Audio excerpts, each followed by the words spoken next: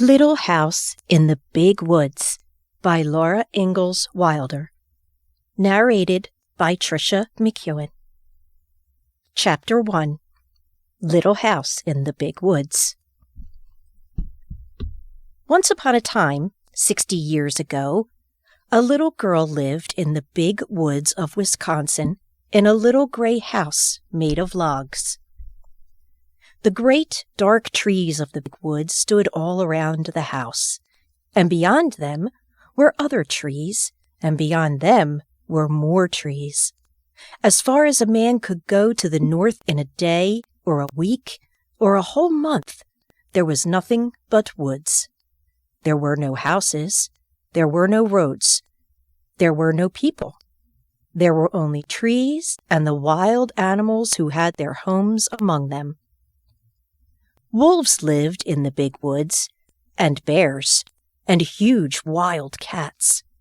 Muskrats and mink and otter lived by the streams.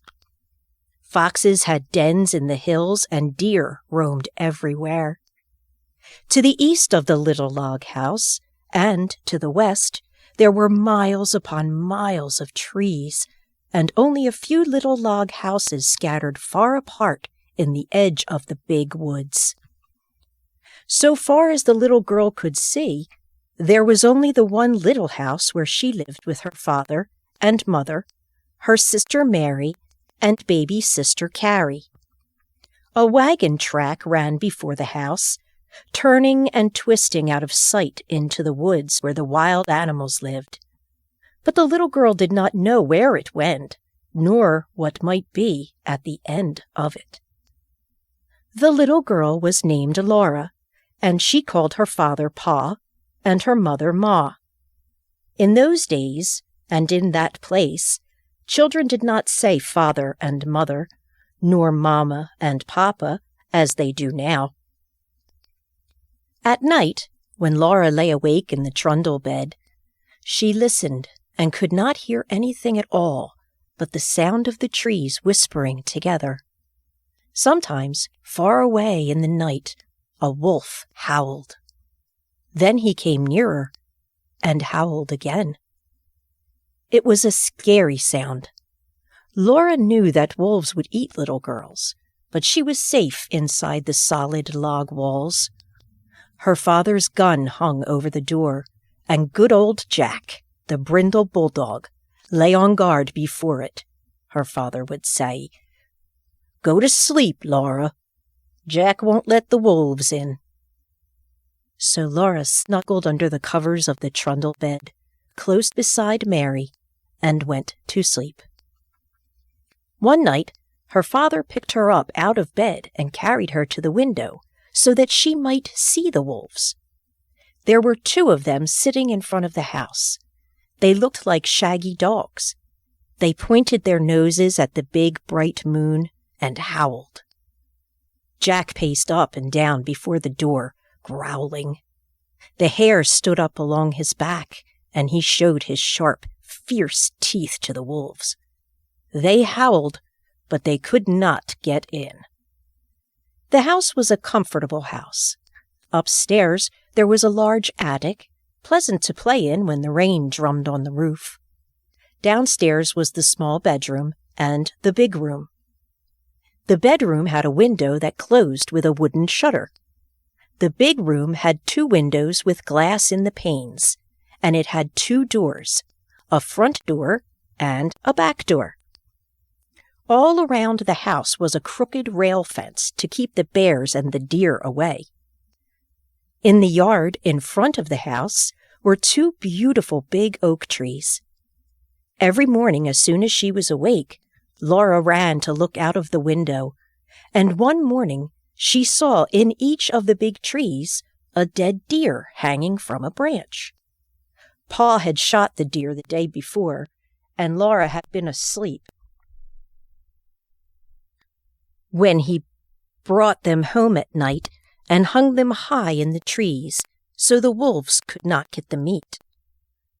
That day, Pa and Ma and Laura and Mary had fresh venison for dinner. It was so good that Laura wished they could eat it all.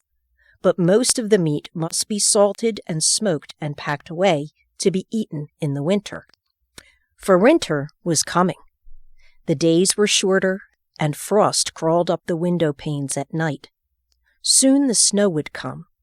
Then the log house would be almost buried in snowdrifts, and the lake and the streams would freeze. In the bitter cold weather, Pa could not be sure of finding any wild game to shoot for meat. The bears would be hidden away in their dens where they slept soundly all winter long. The squirrels would be curled in their nests in hollow trees, with their furry tails wrapped snugly around their noses. The deer and the rabbits would be shy and swift. Even if Pa could get a deer, it would be poor and thin, not fat and plump as deer are in the fall. Pa might hunt alone all day in the bitter cold, in the big woods covered with snow, and come home at night with nothing for Ma and Mary and Laura to eat. So as much food as possible must be stored away in the little house before winter came. Pa skinned the deer carefully and salted and stretched the hides, for he would make soft leather of them. Then he cut up the meat and sprinkled salt all over the pieces as he laid them on a board. Standing on end in the yard was a tall length cut from the trunk of a big hollow tree. Pa had driven nails inside as far as he could reach from each end.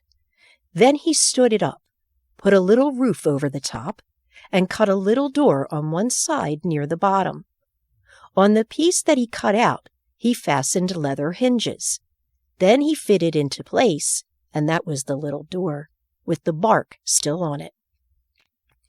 After the deer meat had been salted several days, Pa cut a hole near the end of each piece and put a string through it. Laura watched him do this, and then she watched him hang the meat on the nails in the hollow log. He reached up through the little door and hung meat on the nails, as far up as he could reach. Then he put a ladder against the log, climbed up to the top, moved the roof to one side, and reached down inside to hang meat on those nails. Then Pa put the roof back on again, climbed down the ladder, and said to Laura, "Run over to the chopping block, fetch me some of those green hickory chips, new, clean, white ones." So Laura ran to the block where Pa chopped wood, and filled her apron with the fresh, sweet-smelling chips. Just inside the little door in the hollow log, Pa built a fire of tiny bits of bark and moss, and he laid some of the chips on it very carefully. Instead of burning quickly, the green chips smoldered and filled the hollow log with thick, choking smoke. Pa shut the door, and a little smoke squeezed through the crack around it, and a little smoke came out through the roof, but most of it was shut in with the meat. "There's nothing better than good hickory smoke," Pa said. "That will make good venison that will keep anywhere, in any weather." Then he took his gun, and, slinging his axe on his shoulder, he went away to the clearing to cut down some more trees. Laura and Ma watched the fire for several days. When smoke stopped coming through the cracks, Laura would bring more hickory chips, and Ma would put them on the fire under the meat. All the time there was a little smell of smoke in the yard, and when the door was opened, a thick, smoky, meaty smell came out. At last, Pa said the venison had smoked long enough. Then they let the fire go out, and Pa took all the strips and pieces of meat out of the hollow tree. Ma wrapped each piece neatly in paper and hung them in the attic where they would keep safe and dry. One morning, Pa went away before daylight with the horses and wagon, and that night he came home with a wagon load of fish. The big wagon box was piled full, and some of the fish were as big as Laura. Pa had gone to Lake Pepin and caught them all with a net. Ma cut large slices of flaky white fish, without one bone, for Laura and Mary. They all feasted on the good, fresh fish. All they did not eat fresh was salted down in barrels for the winter. Pa owned a pig. It ran wild in the big woods, living on acorns and nuts and roots. Now he caught it and put it in a pen made of logs to fatten. He would butcher it as soon as the weather was cold enough to keep the pork frozen. Once, in the middle of the night, Laura woke up and heard the pigs squealing. Pa jumped up out of bed, snatched his gun from the wall, and ran outdoors. Then Laura heard the gun go off once, twice. When Pa came back, he told what had happened. He had seen a big black bear standing beside the pig pen. The bear was reaching into the pen to grab the pig, and the pig was running and squealing. Pa saw this in the starlight, and he fired quickly. But the light was dim, and in his haste, he missed the bear. The bear ran away into the woods, not hurt at all. Laura was sorry Pa did not get the bear. She liked the bear meat so much. Pa was sorry too, but he said, "Anyway, I saved the bacon." The garden behind the little house had been growing all summer. It was so near the house that the deer did not jump the fence and eat the vegetables in the daytime, and at night Jack kept them away. Sometimes in the morning there were little hoof prints among the carrots and the cabbages. But Jack's tracks were there too, and the deer had jumped right out again. Now the potatoes and carrots, the beets and turnips and cabbages were gathered and stored in the cellar, for freezing nights had come. Onions were made into long ropes, braided together by their tops, and then they were hung in the attic beside wreaths of red peppers strung on threads. The pumpkins and the squashes were piled in orange and yellow and green heaps in the attic's corners. The barrels of salted fish were in the pantry, and yellow cheeses were stacked on the pantry shelves.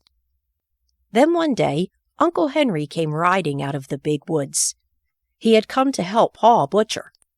Ma's big butcher knife was already sharpened, and Uncle Henry had brought Aunt Polly's butcher knife. Near the pig pen, Pa and Uncle Henry built a bonfire and heated a great kettle of water over it. When the water was boiling, they went to kill the hog. Then Laura ran and hid her head on the bed and stopped her ears with her fingers so she could not hear the hog squeal. "It doesn't hurt him, Laura," Pa said. "We do it so quickly." But she did not want to hear him squeal. In a minute, she took one finger cautiously out of an ear and listened. The hog had stopped squealing. After that, butchering time was great fun. It was such a busy day with so much to see and do. Uncle Henry and Pa were jolly, and there would be spare ribs for dinner, and Pa had promised Laura and Mary the bladder and the pig's tail. As soon as the hog was dead, Pa and Uncle Henry lifted it up and down in the boiling water till it was well scalded. Then they laid it on a board and scraped it with their knives, and all the bristles came off. After that, they hung the hog in a tree, took out the insides, and left it hanging to cool. When it was cool, they took it down and cut it up. There were hams and shoulders, side meat and spare ribs and belly. There was the heart and the liver and the tongue, and the head had to be made into head cheese, and the dishpan full of bits to be made into sausage. The meat was laid on a board in the back door shed, and every piece was sprinkled with salt. The hams and the shoulders were put to pickle in brine, for they would be smoked, like the venison, in the hollow log. "You can't beat hickory-cured ham," Pa said. He was blowing up the bladder. It made a little white balloon, and he tied the end tight with a string and gave it to Mary and Laura to play with. They could throw it into the air and spat it back and forth with their hands, or it would bounce along the ground and they could kick it. But even better fun than a balloon was the pig's tail. Pa skinned them carefully, and into the large end he thrust a sharpened stick. Ma opened the front of the cook stove and raked hot coals out into the iron hearth. Then Laura and Mary took turns holding the pig's tail over the coals. It sizzled and fried, and drops of fat dripped off it and blazed on the coals. Ma sprinkled it with salt. Their hands and their faces got very hot, and Laura burned her finger. But she was so excited she did not care. Roasting the pig's tail was such fun that it was hard to play fair, taking turns. At last it was done. It was nicely browned all over, and how good it smelled! They carried it into the yard to cool it, and even before it was cool enough, they began tasting it and burned their tongues. They ate every little bit of meat off the bones, and then they gave the bones to Jack, and that was the end of the pig's tail. There would not be another one till next year.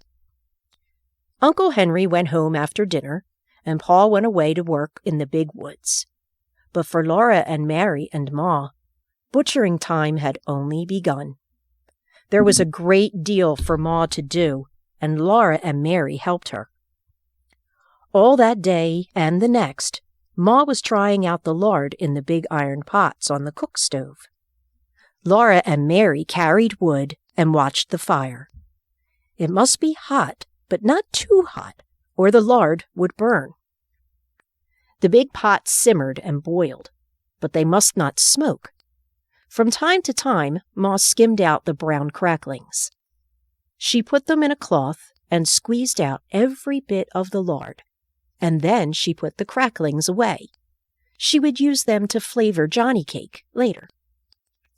Cracklings were very good to eat, but Laura and Mary could have only a taste. They were too rich for little girls, Ma said. Ma scraped and cleaned the head carefully, and then she boiled it till all the meat fell off the bones. She chopped the meat fine with her chopping knife in the wooden bowl. She seasoned it with pepper and salt and spices. Then she mixed the pot liquor with it and set it away in a pan to cool. When it was cool, it would cut into slices, and that was head cheese. The little pieces of meat, lean and fat, that had been cut off the large pieces, Ma chopped and chopped until it was all chopped fine. She seasoned it with salt and pepper and with dried sage leaves from the garden. Then with her hands she tossed and turned it until it was well mixed, and she molded it into balls. She put the balls in a pan out in the shed, where they would freeze and be good to eat all winter. That was the sausage. When butchering time was over, there were the sausages and the head cheese, the big jars of lard, and the keg of white salt pork out in the shed. And in the attic hung the smoked hams and shoulders. The little house was fairly bursting with good food stored away for the long winter. The pantry and the shed and the cellar were full, and so was the attic. Laura and Mary must play in the house now, for it was cold outdoors and the brown leaves were all falling from the trees. The fire in the cook stove never went out. At night, Pa banked it with ashes to keep the coals alive till morning. The attic was a lovely place to play. The large, round, colored pumpkins made beautiful chairs and tables. The red peppers and the onions dangled overhead. The hams and the venison hung in, their paper wrappings and all the bunches of dried herbs, the spicy herbs for cooking, and the bitter herbs for medicine, gave the place a dusty, spicy smell. Often the wind howled outside with a cold and lonesome sound. But in the attic, Laura and Mary played house with the squashes and the pumpkins, and everything was snug and cozy. Mary was bigger than Laura, and she had a rag doll named Nettie. Laura had only a corncob wrapped in a handkerchief, but it was a good doll. It was named Susan. It wasn't Susan's fault that she was only a corncob. Maybe sometimes Mary let Laura hold Nettie, but she did it only when Susan couldn't see. The best times of all were at night. After supper, Pa brought his traps in from the shed to grease them by the fire. He rubbed them bright and greased the hinges of the jaws and the springs of the pans with a feather dipped in bear's grease. There were small traps and middle-sized traps and great bear traps with teeth in their jaws that Pa said would break a man's leg if they shut onto it. While he greased the traps, Pa told Mary and Laura little jokes and stories, and afterward he would play his fiddle. The doors and windows were tightly shut, and the cracks of the window frame stuffed with cloth to keep out the cold. But Black Susan, the cat, came and went as she pleased, day and night, through the swinging door of the cat hole in the bottom of the front door. She always went very quietly and quickly, so the door would not catch her tail when it fell shut behind her. One night, when Paul was greasing the traps, he watched Black Susan come in, and he said, "There was once a man who had 2 cats, a big cat and a little cat." Laura and Mary ran to lean on his knees and hear the rest. "He had 2 cats, a big cat and a little cat. So he made a big cat hole in his door for the big cat. And then he made a little cat hole for the little cat." There Pa stopped. "But why couldn't the little cat—" "Because the big cat wouldn't let it in," Laura interrupted. "Laura, that is very rude. You must never interrupt," said Pa. "But I see," he said, "that either one of you has more sense than the man who cut the 2 cat holes in his door." Then he laid away the traps, and he took his fiddle out of its box and began to play. Chapter 2. Winter Days and Winter Nights. The first snow came, and the bitter cold. Every morning Pa took his gun and his traps and was gone all day in the big woods, setting the small traps for muskrats and mink along the creeks, the middle-sized traps for foxes and wolves in the woods. He set out the big bear traps, hoping to get a fat bear before they all went into their dens for the winter. One morning he came back, took the horses and sled, and hurried away again. He had shot a bear. Laura and Mary jumped up and down and clapped their hands. They were so glad. Mary shouted, "I want the drumstick! I want the drumstick!" Mary did not know how big a bear's drumstick is. When Pa came back, he had both a bear and a pig in the wagon. He had been going through the woods with a big bear trap in his hands and the gun on his shoulder when he walked around a big pine tree covered with snow, and the bear was behind the tree. The bear had just killed the pig and was picking it up to eat it. Pa said the bear was standing up on its hind legs, holding the pig in its paws just as though they were hands. Pa shot the bear, and there was no way of knowing where the pig came from, nor whose pig it was. "So I just brought home the bacon," Pa said. There was plenty of fresh meat to last for a long time. The days and the nights were so cold that the pork in a box and the bear meat hanging in the little shed outside the back door were solidly frozen and did not thaw. When Ma wanted fresh meat for dinner, Pa took the axe and cut off a chunk of frozen bear meat or pork. But the sausage balls, or the salt pork, or the smoked hams and the venison, Ma could get for herself from the shed or the attic. The snow kept coming till it was drifted and banked against the house. In the mornings, the window panes were covered with frost, in beautiful pictures of trees and flowers and fairies. Ma said that Jack Frost came in the night and made the pictures while everyone was asleep. Laura thought that Jack Frost was a little man all snowy white, wearing a glittering white pointed cap and soft white knee boots made of deerskin. His coat was white, and his mittens were white, and he did not carry a gun on his back. But in his hands he had shining, sharp tools with which he carved the pictures. Laura and Mary were allowed to take Ma's thimble and made pretty patterns of circles in the frost on the glass.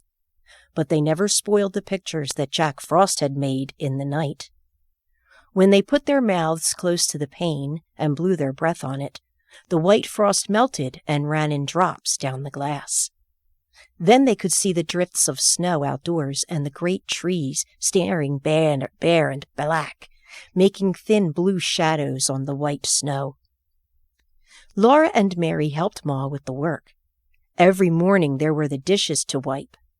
Mary wiped more of them than Laura because she was bigger, but Laura always wiped carefully her own little cup and plate. By the time the dishes were all wiped and set away, the trundle bed was aired.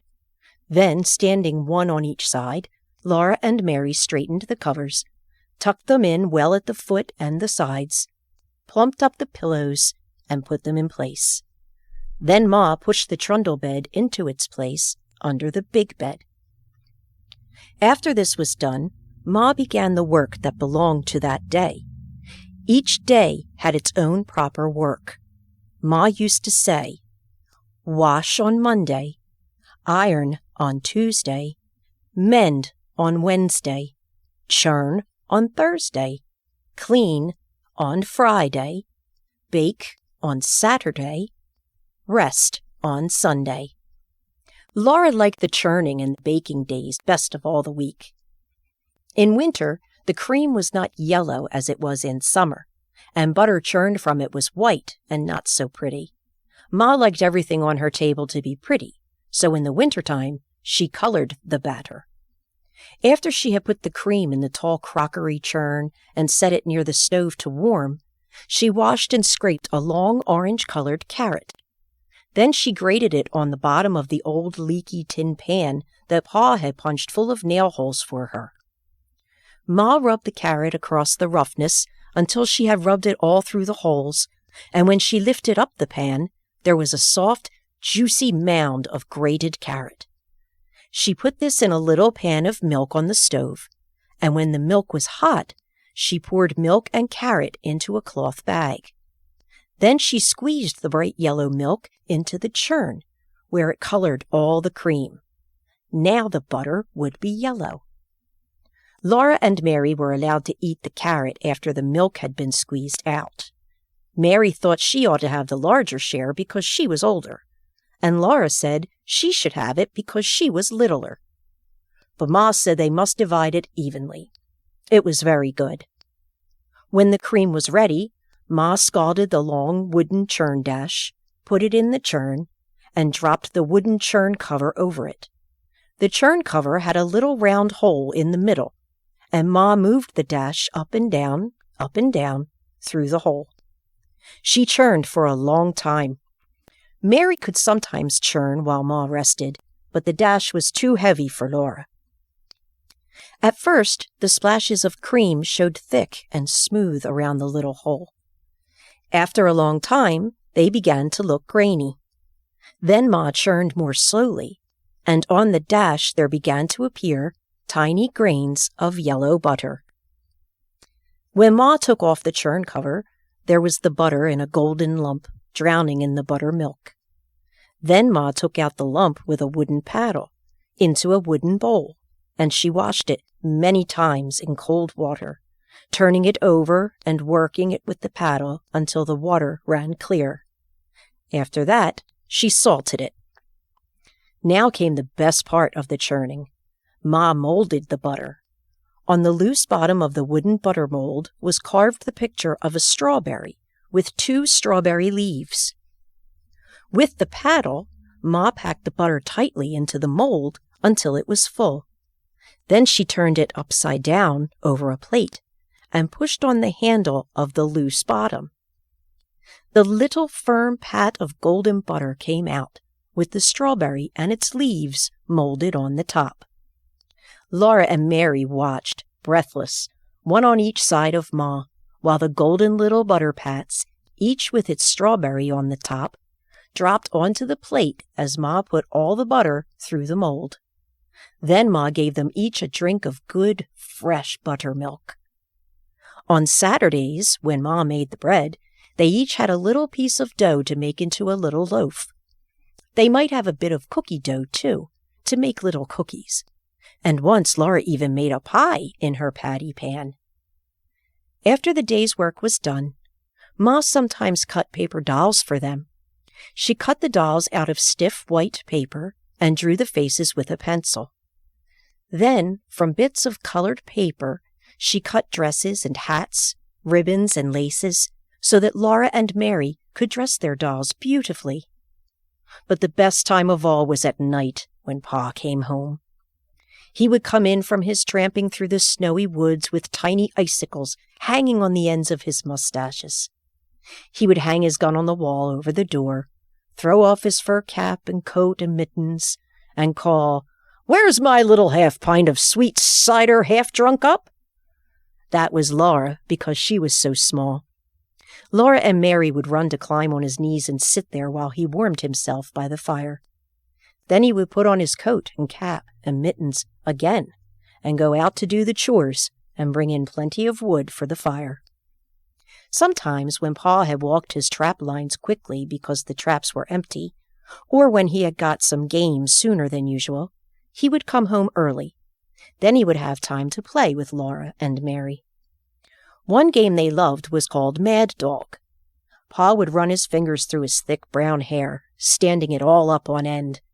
Then he dropped on all fours and, growling, he chased Laura and Mary all around the room, trying to get them cornered where they couldn't get away. They were quick at dodging and running, but once he caught them against the wood box behind the stove. They couldn't get past, and there was no other way out. Then Pa growled so terribly, his hair was so wild and his eyes so fierce that it all seemed real. Mary was so frightened that she could not move. But as Pa came nearer, Laura screamed, and with a wild leap and a scramble, she went over the wood box, dragging Mary with her. And at once there was no Mad Dog at all. There was only Pa standing there, with his blue eyes shining, looking at Laura. "Well, you're only a little half-pint of cider half drunk up, but by jinks, you're as strong as a little French horse." "You shouldn't frighten the children so, Charles," Ma said. "Look how big their eyes are."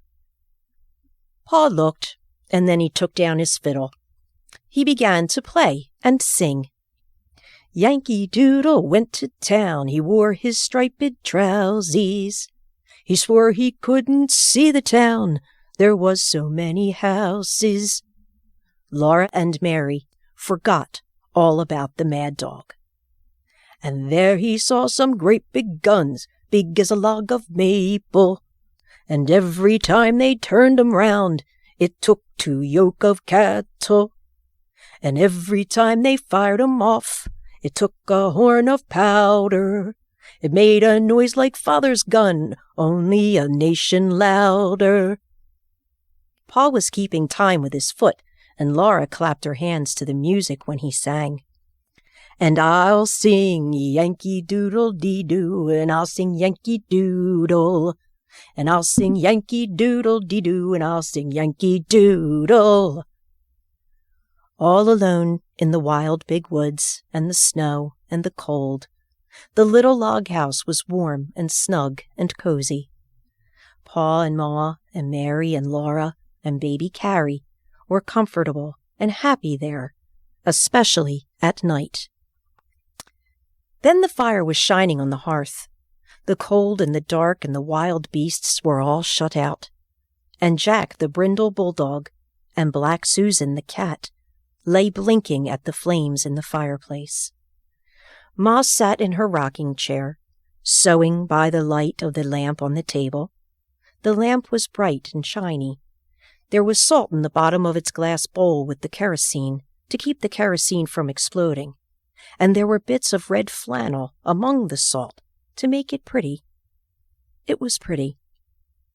Laura loved to look at the lamp with its glass chimney so clean and sparkling, its yellow flame burning so steadily, and its bowl of clear kerosene colored red by the bits of flannel.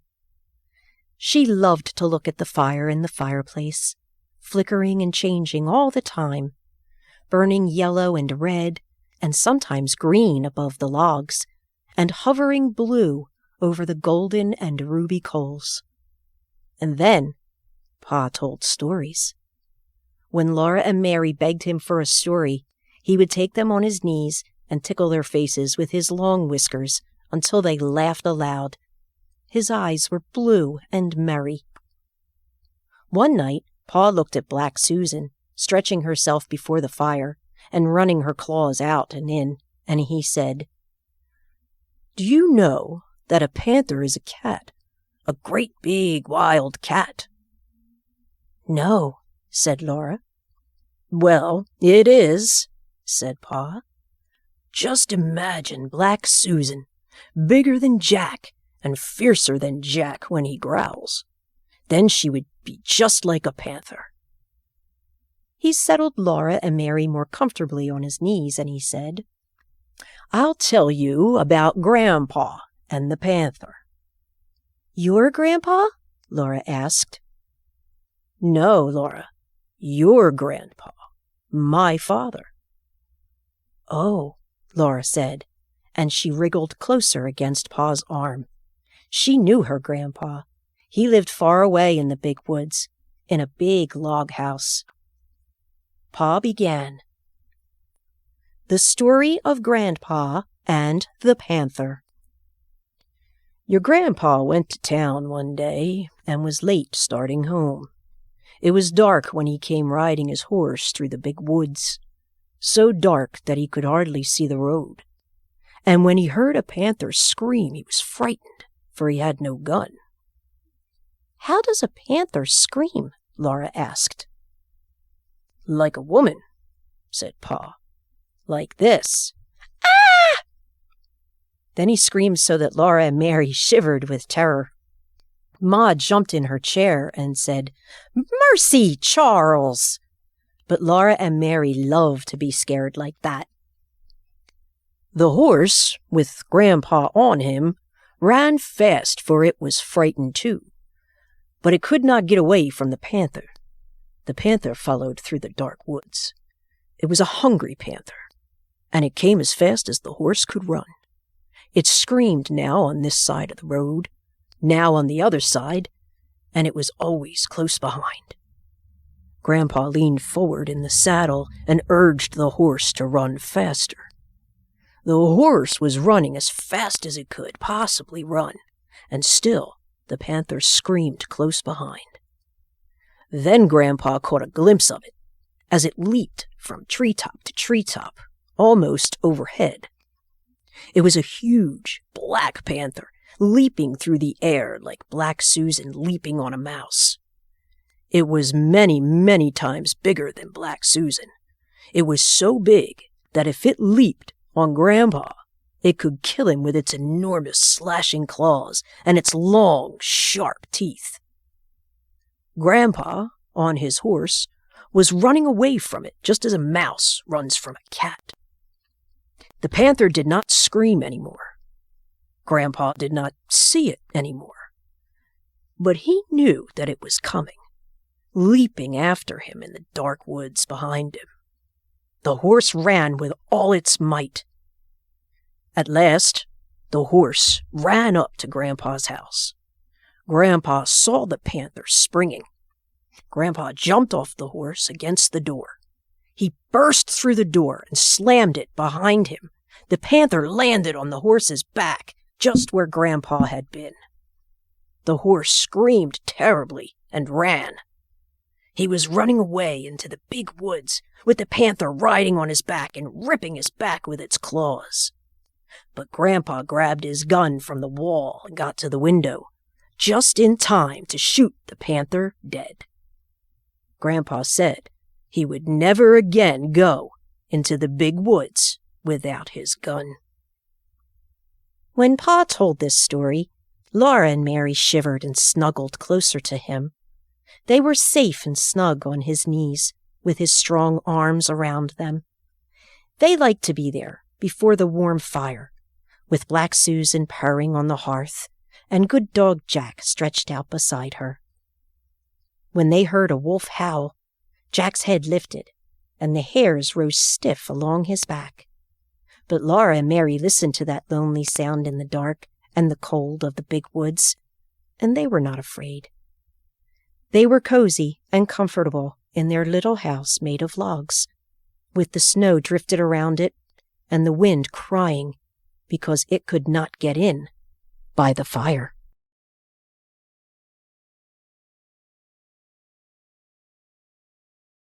Chapter 3. The Long Rifle. Every evening before he began to tell stories, Pa made the bullets for his next day's hunting. Laura and Mary helped him. They brought the big, long-handled spoon and the box full of bits of lead and the bullet mold. Then, while he squatted on the hearth and made the bullets, they sat, one on each side of him, and watched. First, he melted the bits of lead in the big spoon held in the coals. When the lead was melted, he poured it carefully from the spoon into the little hole in the bullet mold. He waited a minute, then he opened the mold, and out dropped a bright new bullet onto the hearth. The bullet was much too hot to touch, but it shone so temptingly that sometimes Laura or Mary could not help touching it. Then they burned their fingers. But they did not say anything, because Pa had told them never to touch a new bullet. If they burned their fingers, that was their own fault. They should have minded him. So they put their fingers in their mouths to cool them, and watched Pa make more bullets. There would be a shining pile of them on the hearth before Pa stopped. He let them cool, then with his jackknife he trimmed off the little lumps left by the hole in the mold. He gathered up the tiny shavings of lead and saved them carefully to melt again the next time he made bullets. The finished bullets he put into his bullet pouch. This was a little bag which Ma had made beautifully of buckskin from a buck Pa had shot. After the bullets were made, Pa would take his gun down from the wall and clean it. Out in the snowy woods all day, it might have gathered a little dampness, and the inside of the barrel was sure to be dirty from powder smoke. So Pa would take the ramrod from its place under the gun barrel and fasten a piece of clean cloth on its end. He stood the butt of the gun in a pan on the hearth and poured boiling water from the tea kettle into the gun barrel. Then quickly he dropped the ramrod in and rubbed it up and down, while the hot water, blackened with powder smoke, spurted out through the little hole on which the cap was placed when the gun was loaded. Pa kept pouring in more water and washing the gun barrel with the cloth on the ramrod until the water ran out clear. Then the gun was clean. The water must always be boiling so that the heated steel would dry instantly. Then Pa put a clean greased rag on the ramrod, and while the gun barrel was still hot, he greased it well on the inside. With another clean greased cloth he rubbed it all over, outside, until every bit of it was oiled and sleek. After that, he rubbed and polished the gun stock until the wood of it was bright and shining too. Now he was ready to load the gun again, and Laura and Mary must help him. Standing straight and tall, holding the long gun upright on its butt, while Laura and Mary stood on either side of him, Pa said, "You watch me now and tell me if I make a mistake." So they watched very carefully, but he never made a mistake. Laura handed him the smooth, polished cow horn full of gunpowder. The top of the horn was a little metal cap. Pa filled this cap full of the gunpowder and poured the powder down the barrel of the gun. Then he shook the gun a little and tapped the barrel to be sure that all the powder was together in the bottom. "Where's my patch box?" he asked then, and Mary gave him the little tin box full of little pieces of greased cloth. Pa laid one of these bits of greasy cloth over the muzzle of the gun, put one of the shiny new bullets on it, and with the ramrod he pushed the bullet and the cloth down the gun barrel. Then he pounded them tightly against the barrel. When he hit them with the ramrod bounced up in the gun barrel, and Pa caught it and thrust it down again. He did this for a long time. Next he put the ramrod back in its place against the gun barrel. Then, taking a box of caps from his pocket, he raised the hammer of the gun and slipped one of the little bright caps over the hollow pin that was under the hammer. He let the hammer down, slowly and carefully. If it came down quickly, bang! the gun would go off. Now the gun was loaded, and Pa laid it on its hooks over the door. When Pa was at home, the gun always lay across those 2 wooden hooks above the door. Pa had whittled the hooks out of a green stick with his knife, and he had driven their straight ends deep into holes in the log. The hooked ends curved upward and held the gun securely.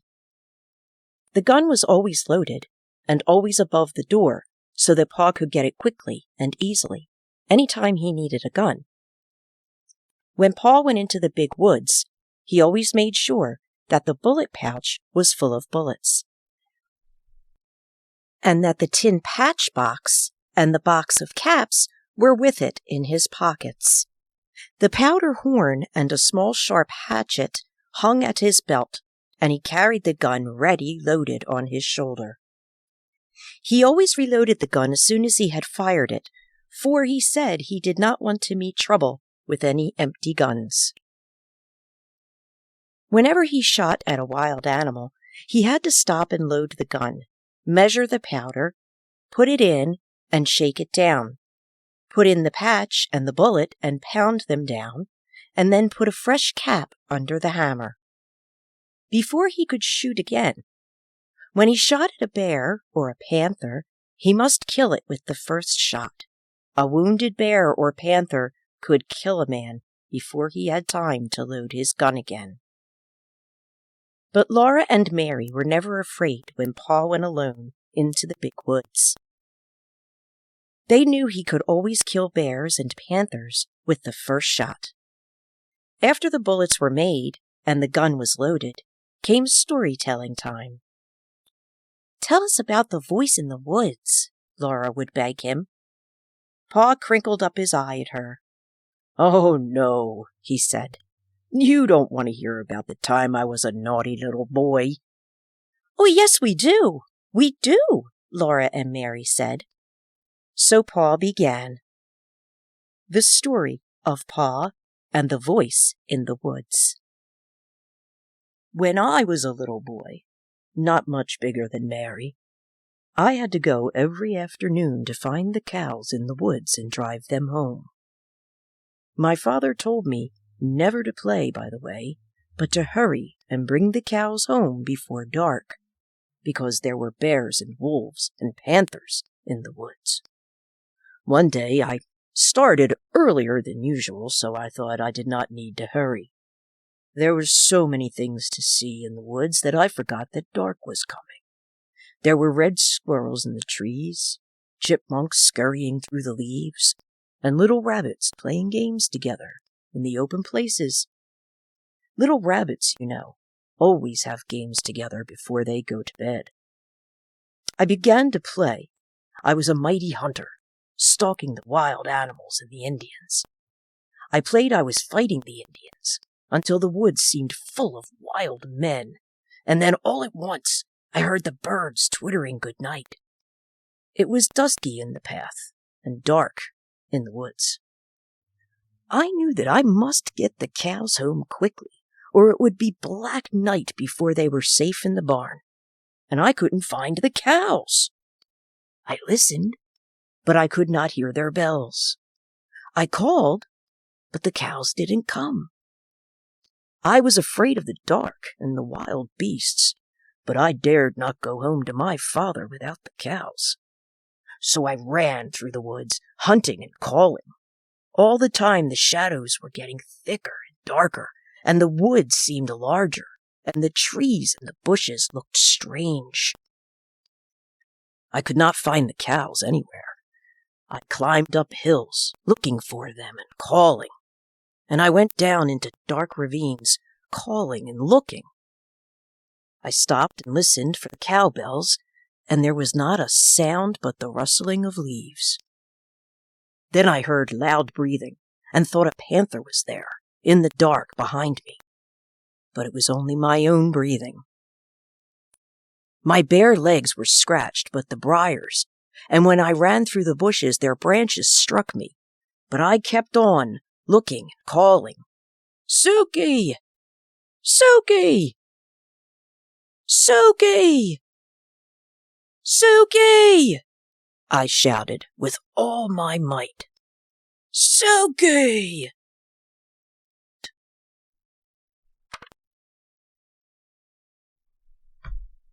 Right over my head, something asked, "Who?" My hair stood straight on end. "Who?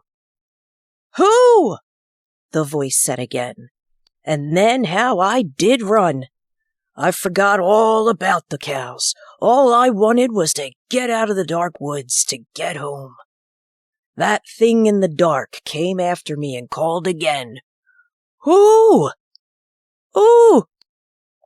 I ran with all my might. I ran till I couldn't breathe, and I kept on running. Something grabbed my foot, and down I went. Up I jumped, and then I ran. Not even a wolf could have caught me. At last, I came out of the dark woods by the barn. There stood all the cows, waiting to be let through the bars. I let them in, and then ran to the house. My father looked up and said, "Young man, what makes you so late? Been playing by the way?"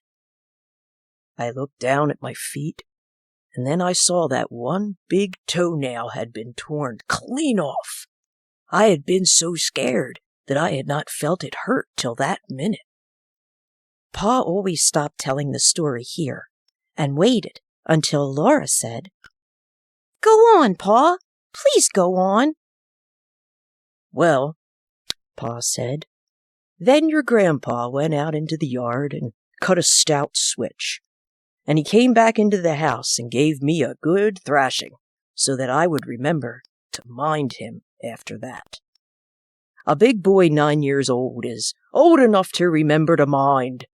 There's a good reason for what I tell you to do," he said, "and if you'll do as you're told, no harm will come to you." "Yes, yes, Pa," Laura would say, bouncing up and down on Pa's knee. "And then what did he say?"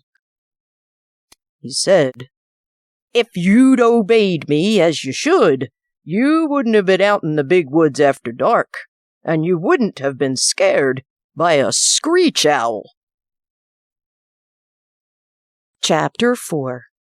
Christmas. Christmas was coming. The little log house was almost buried in snow. Great drifts were banked against the walls and windows, and in the morning when Pa opened the door, there was a wall of snow as high as Laura's head. Pa took the shovel and shoveled it away, and then he shoveled a path to the barn, where the horses and the cows were snug and warm in their stalls. The days were clear and bright. Laura and Mary stood on chairs by the window and looked out across the glittering snow at the glittering trees. Snow was piled all along their bare, dark branches, and it sparkled in the sunshine. Icicles hung from the eaves of the house to the snowbanks, great icicles as large at the top as Laura's arm. They were like glass and full of sharp lights. Pa's breath hung in the air like smoke when he came along the path from the barn. He breathed it out in clouds, and it froze in white frost on his mustache and beard. When he came in, stamping the snow from his boots, and caught Laura up in a bear's hug against his cold big coat, his mustache was beaded with little drops of melting frost. Every night he was busy, working on a large piece of board in 2 small pieces. He whittled them with his knife, he rubbed them with sandpaper, and with the palm of his hand, until when Laura touched them, they felt soft and smooth as silk. Then with his sharp jackknife, he worked at them, cutting the edges of the large one into little peaks and towers, with a large star carved on the very tallest point. He cut little holes through the wood. He cut the holes in shapes of windows, and little stars, and crescent moons and circles. All around them he carved tiny leaves and flowers and birds. One of the little boards he shaped in a lovely curve, and around its edges he carved leaves and flowers and stars, and through it he cut crescent moons and curlicues. Around the edges of the smallest board, he carved a tiny, flowering vine. He made the tiniest shavings, cutting very slowly and carefully, making whatever he thought would be pretty. At last he had the pieces finished, and one night he fitted them together. When this was done, the large piece was a beautifully carved back for a smooth little shelf across its middle. The large star was at the very top of it. The curved piece supported the shelf underneath, and it was carved beautifully too, and the little vine ran around the edge of the shelf. Pa had made this bracket for a Christmas present for Ma. He hung it carefully against the log wall between the windows, and Ma stood her little China woman on the shelf. The little China woman had a china bonnet on her head, and china curls hung against her china neck. Her china dress was laced across in front, and she wore a pale pink china apron and little gilt china shoes.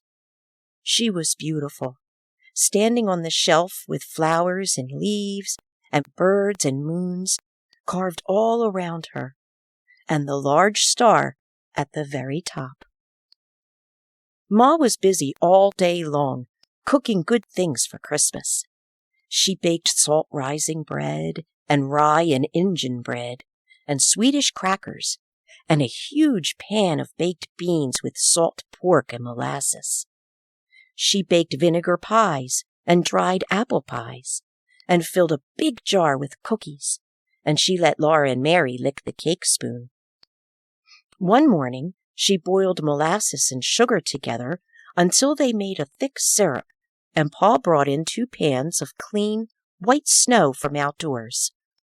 Laura and Mary each had a pan, and Pa and Ma showed them how to pour the dark syrup in little streams onto the snow.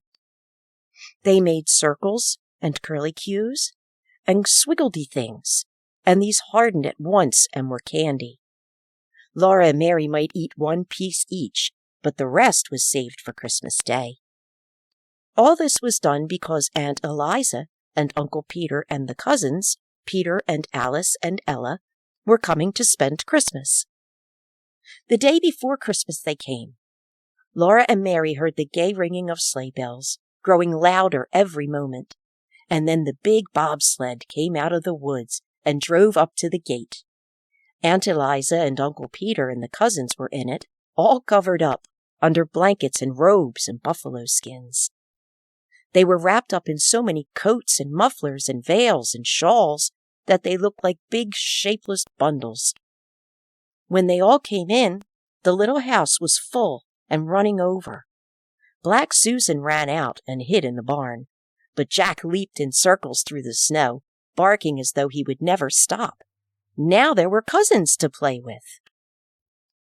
As soon as Aunt Eliza had unwrapped them, Peter and Alice and Ella and Laura and Mary began to run and shout. At last Aunt Eliza told them to be quiet. Then Alice said, "I'll tell you let's do. Let's make pictures." Alice said they must go outdoors to do it, and Ma thought it was too cold for Laura to play outdoors. But when she saw how disappointed Laura was, she said she might go, after all, for a little while. She put on Laura's coat and mittens and the warm cape with the hood, and wrapped a muffler around her neck and let her go. Laura had never had so much fun. All morning she played outdoors in the snow with Alice and Ella and Peter and Mary, making pictures. The way they did it was this. Each one by herself climbed up on a stump, and then all at once, holding their arms out wide, they fell off the stumps into the soft, deep snow. They fell flat on their faces. Then they tried to get up without spoiling the marks they made when they fell. If they did it well, there in the snow were 5 holes, shaped almost exactly like 4 little girls and a boy, arms and legs and all. They called these their pictures. They played so hard all day that when night came, they were too excited to sleep. But they must sleep, or Santa Claus would not come. So they hung their stockings by the fireplace and said their prayers, and went to bed. Alice and Ella and Mary and Laura all in one big bed on the floor. Peter had the trundle bed. Aunt Eliza and Uncle Peter were going to sleep in the big bed, and another bed was made on the attic floor for Pa and Ma. The buffalo robes and all the blankets had been brought in from Uncle Peter's sled, so there were enough covers for everybody. Pa and Ma and Aunt Eliza and Uncle Peter sat by the fire talking, and just as Laura was drifting off to sleep, she heard Uncle Peter say, "Eliza had a narrow squeak the other day when I was away at Lake City. You know Prince, that big dog of mine?" Laura was wide awake at once. She always liked to hear about dogs. She lay still as a mouse and looked at the firelight flickering on the log walls and listened to Uncle Peter. "Well," Uncle Peter said, "early in the morning Eliza started to spring to get a pail of water, and Prince was following her.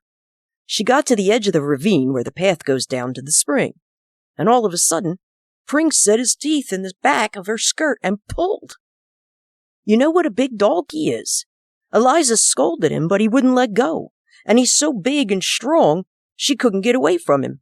He kept backing and pulling till he tore a piece out of her skirt." "It was my blueprint," Aunt Ella said to Ma. "Dear me," Ma said. "He tore a big piece right out of the back of it," Aunt Eliza said. "I was so mad I could have whipped him for it, but he growled at me." "Prince growled at you," Pa said. "Yes," said Aunt Eliza. "So then she started on again toward the spring," Uncle Peter went on. "But Prince jumped into the path ahead of her and snarled at her. He paid no attention to her talking and scolding. He just kept on showing his teeth and snarling. And when she tried to get past him, he kept in front of her and snapped at her. That scared her." "I should think it would," Ma said. "He was so savage, I thought he was going to bite me," said Aunt Eliza. "I believe he would have." "I never heard of such a thing," said Ma. "What on earth did you do?" "I turned right around and ran into the house where the children were and slammed the door," Aunt Eliza answered.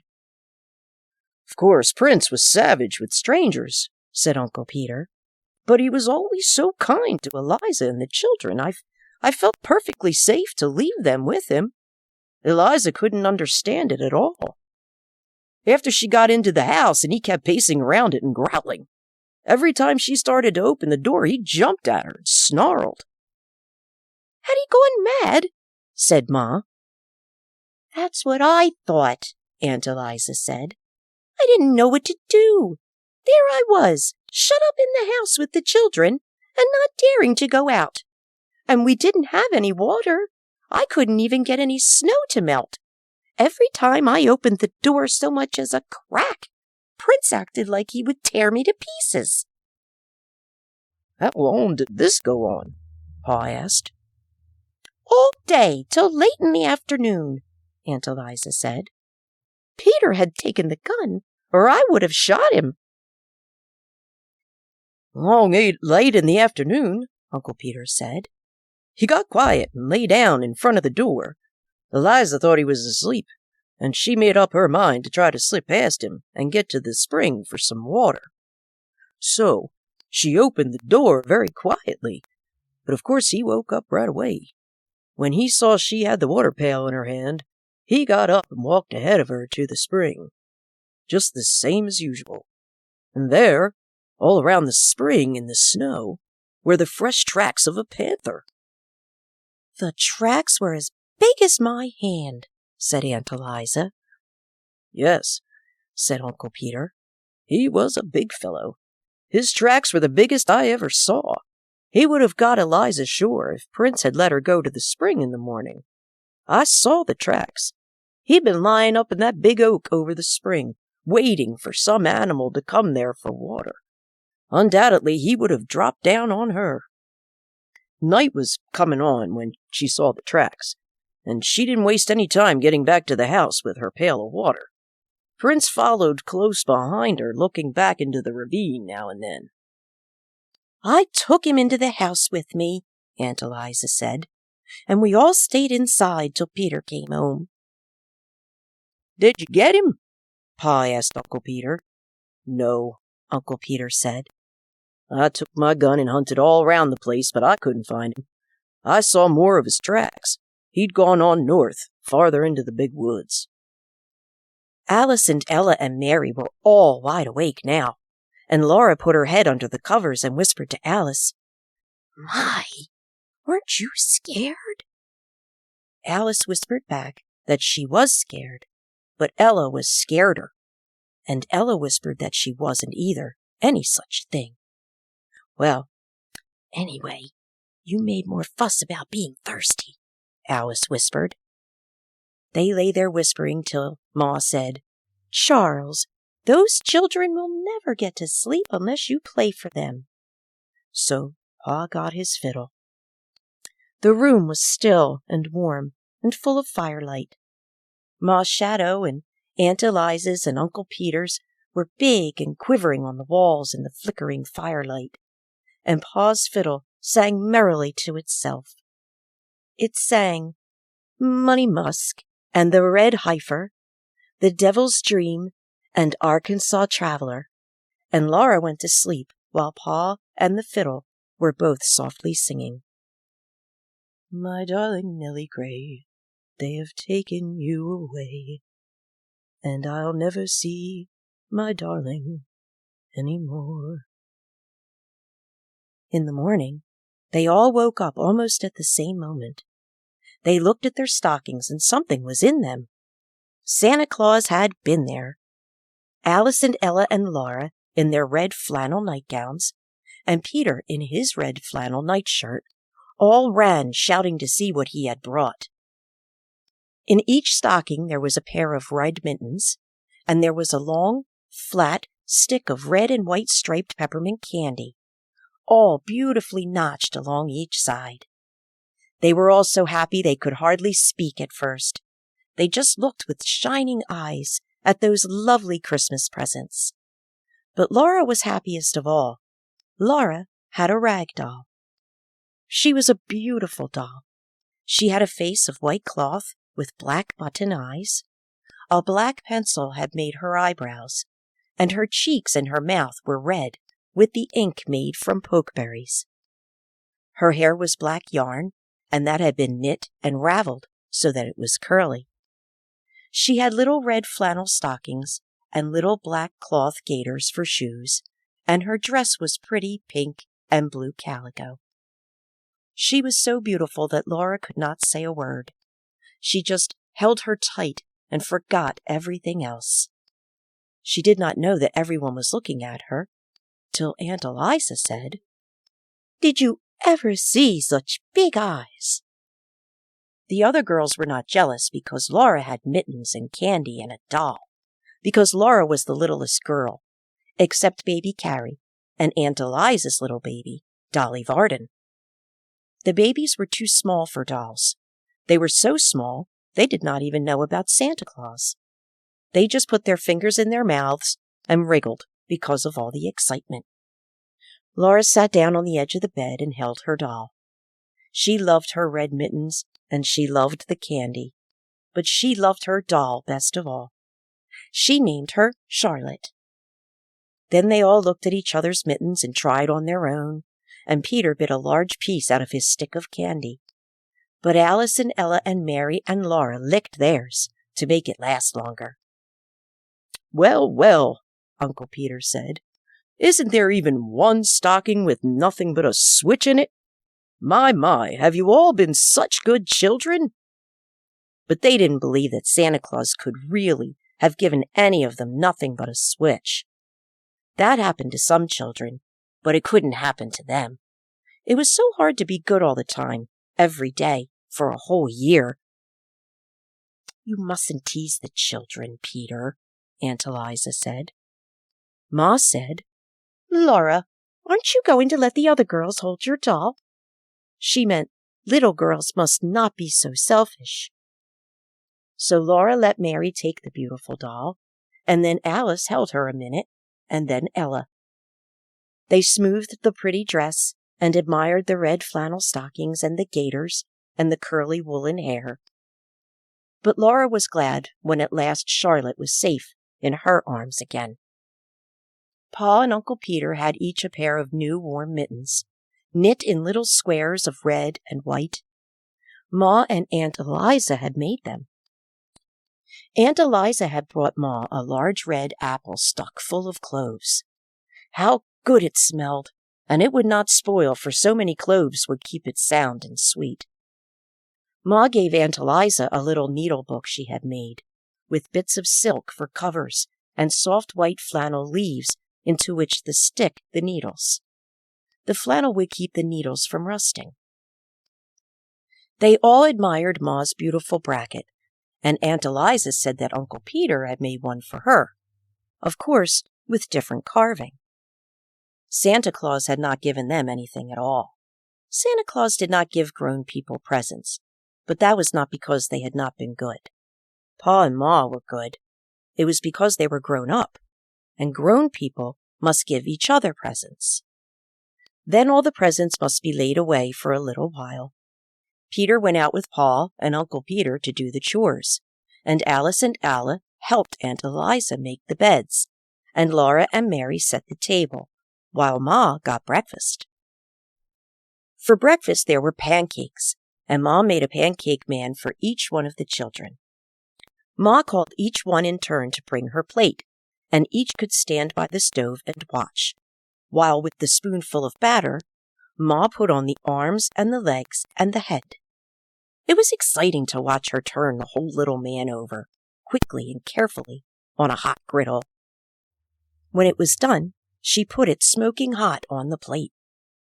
Peter ate the head off his man right away, but Alice and Ella and Mary and Laura ate theirs slowly in little bits, first the arms and legs, and then the middle, saving the head for last. Today the weather was so cold that they could not play outdoors, but there were the new mittens to admire and the candy to lick, and they all sat on the floor together and looked at the pictures in the Bible, and the pictures of all kinds of animals and birds in Pa's big green book. Laura kept Charlotte in her arms the whole time. Then there was the Christmas dinner. Alice and Ella and Peter and Mary and Laura did not say a word at table, for they knew that children should not be seen and not heard. But they did not need to ask for second helpings. Ma and Aunt Eliza kept their plates full and let them eat all the good things they could hold. "Christmas comes but once a year," said Aunt Eliza. Dinner was early because Aunt Eliza, Uncle Peter, and the cousins had such a long way to go. "Best the horses can do," Uncle Peter said. "We'll hardly make it home before dark." Soon as they had eaten dinner, Uncle Peter and Pa went to put the horses to the sled, while Ma and Aunt Eliza wrapped up the cousins. They pulled heavy woolen stockings over the woolen stockings and the shoes they were already wearing. They put on mittens and coats and warm hoods and shawls, and wrapped mufflers around their necks and thick woolen veils over their faces. Ma slipped piping hot baked potatoes into their pockets to keep their fingers warm, and Aunt Ella's flat irons were hot on the stove, ready to put at their feet in the sled. The blankets and the quilts and the buffalo robes were warmed too. So they all got into the big bobsled, cozy and warm, and Pa tucked the last robe well in around them. "Goodbye! Goodbye!" they called, and off they went, the horses trotting gaily and the sleigh bells ringing. In just a little while, the merry sound of the bells was gone, and Christmas was over. But what a happy Christmas it had been! Chapter 5. Sundays. Now the winter seemed long. Laura and Mary began to be tired of staying always in the house, especially on Sundays. The time went so slowly. Every Sunday, Mary and Laura were dressed from the skin out in their best clothes with fresh ribbons in their hair. They were very clean because they had their baths on Saturday night. In the summer, they were bathed in water from the spring, but in the winter-time, Pa filled and heaped the washtub with clean snow, and on the cook stove it melted to water. Then close by the warm stove, behind a screen made of a blanket over 2 chairs, Ma bathed Laura, and then she bathed Mary. Laura was bathed first because she was littler than Mary. She had to go to bed early on Saturday nights with Charlotte, because after she was bathed and put into her clean nightgown, Pa must empty the washtub and fill it with snow again for Mary's bath. Then after Mary came to bed, Ma had her bath behind the blanket, and then Pa had his, and they were all clean for Sunday. On Sundays, Mary and Laura must not run or shout or be noisy in their play. Mary could not sew on her 9-patch quilt, and Laura could not knit on the tiny mittens she was making for baby Carrie. They might look quietly at their paper dolls, but they must not make anything new for them. They were not allowed to sew on new doll clothes, not even with pins.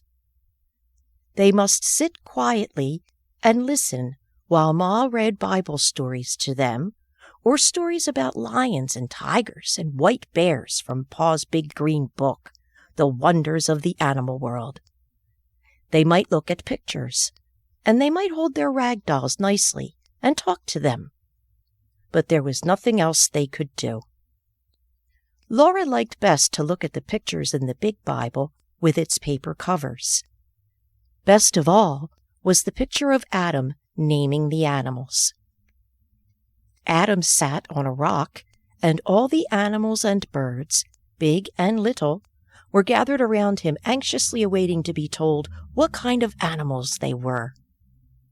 Adam looked so comfortable. He did not have to be careful to keep his clothes clean, because he had no clothes on. He wore only a skin around his middle. "Did Adam have good clothes to wear on Sundays?" Laura asked Ma. "No," Ma said. "Poor Adam. All he had to wear was skins." Laura did not pity Adam. She wished she had nothing to wear but skins.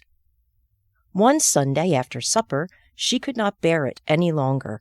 She began to play with Jack, and in a few minutes she was running and shouting. Pa told her to sit in her chair and be quiet, but when Laura sat down, she began to cry and kick the chair with her heels. "I hate Sunday," she said. Pa put down his book. "Laura," he said sternly, "come here." Her feet dragged as she went, because she knew she deserved a spanking. But when she reached Pa, he looked at her sorrowfully for a moment, and then took her on his knee and cuddled her against him. He held out his other arm to Mary and said, "I'm going to tell you a story about when Grandpa was a boy." The story of Grandpa's sled and the pig. When your grandpa was a boy, Laura, Sunday did not begin on Sunday morning as it does now. It began at sundown on Saturday night. Then everyone stopped every kind of work or play. Supper was solemn. After supper, Grandpa's father read aloud a chapter of the Bible, while everyone sat straight and still in his chair. Then they all knelt down, and their father said a long prayer. When he said, "Amen," they got up from their knees, and each took a candle and went to bed. They must go straight to bed, with no playing, laughing, or even talking. Sunday morning they ate a cold breakfast, because nothing could be cooked on Sunday. Then they all dressed in their best clothes and walked to church. They walked because hitching up the horses was work, and no work could could be done on Sunday. They must walk slowly and solemnly, looking straight ahead. They must not joke or laugh or even smile. Grandpa and his 2 brothers walked ahead, and their father and mother walked behind them. In church, Grandpa and his brothers must sit perfectly still for 2 long hours and listen to the sermon. They dared not fidget on the hard bench. They dared not swing their feet. They dared not turn their heads to look at the windows or the walls or the ceiling of the church. They must sit perfectly motionless and never for one instant take their eyes from the preacher. When church was over, they walked slowly home. They might talk on the way, but they must not talk loudly, and they must never laugh or smile. At home they ate a cold dinner, which had been cooked the day before. Then all the long afternoon they must sit in a row on a bench and study their catechism until at last the sun went down and Sunday was over. Now, Grandpa's home was about halfway down the side of a steep hill. The road went from the top of the hill to the bottom, right past the front door. And in winter, it was the best place for sliding downhill that you could possibly imagine. One week, Grandpa and his 2 brothers, James and George, were making a new sled. They worked at it every minute of their playtime. It was the best sled they had ever made, and it was so long that all 3 of them could sit on it, one behind the other. They planned to finish it in time to slide downhill Saturday afternoon. For every Saturday afternoon, they had 2 or 3 hours to play. But that week, their father was cutting down trees in the big woods. He was working hard, and he kept the boys working with him. They did all the morning chores by lantern light, and were hard at work in the woods when the sun came up. They worked till dark, and then there were the chores to do. And after supper, they had to go to bed so they could get up early in the morning. They had no time to work on the sled until Saturday afternoon. Then they worked at it just as fast as they could, but they couldn't get it finished till just as the sun went down Saturday night. After the sun went down, they could not slide downhill, not even once. That would be breaking the Sabbath. So they put the sled in the shed behind the house to wait until Sunday was over. All the 2 long hours in church next day, while they kept their feet still and their eyes on the preacher, they were thinking about the sled. At home, while they ate dinner, they couldn't think of anything else.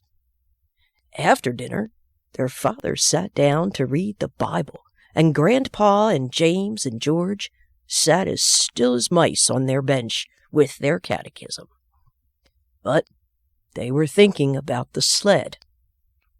The sun shone brightly, and the snow was smooth and glittering on the road. They could see it through the window. It was a perfect day for sliding downhill. They looked at their catechism and they thought about the new sled. And it seemed that Sunday would never end. After a long time, they heard a snore. They looked at their father, and they saw that his head had fallen against the back of his chair, and he was fast asleep. Then James looked at George, and James got up from the bench and tiptoed out of the room through the back door. George looked at Grandpa, and George tiptoed after James, and Grandpa looked fearfully at their father. But on tiptoe he followed George and left their father snoring. They took their new sled and went quietly up to the top of the hill. They meant to slide down just once.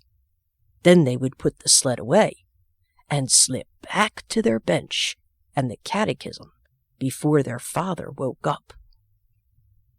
James sat in front of the sled, then George, and then Grandpa, because he was the littlest. The sled started, at first slowly, then faster and faster. It was running, flying down the long, steep hill, but the boys dared not shout. They must slide silently past the house, without waking their father. There was no sound except the little whir of the runners on the snow and the wind rushing past. Then, just as the sled was swooping toward the house, a big black pig stepped out of the woods. He walked into the middle of the road and stood there. The sled was going so fast it couldn't be stopped. There wasn't time to turn it. The sled went right under the hog and picked him up. With a squeal, he sat down on James, and he kept on squealing, long and loud and shrill. Squeak! Squeak! Squeak! They flashed by the house, the pig sitting in front, then James, then George, then Grandpa, and they saw their father standing in the doorway looking at them. They couldn't stop. They couldn't hide. There was no time to say anything. Down the hill they went, the hog sitting on James and squealing all the way. At the bottom of the hill they stopped. The hog jumped off James and ran away into the woods, still squealing. The boys walked slowly and solemnly up the hill. They put the sled away. They sneaked into the house and slipped quietly to their places on the bench.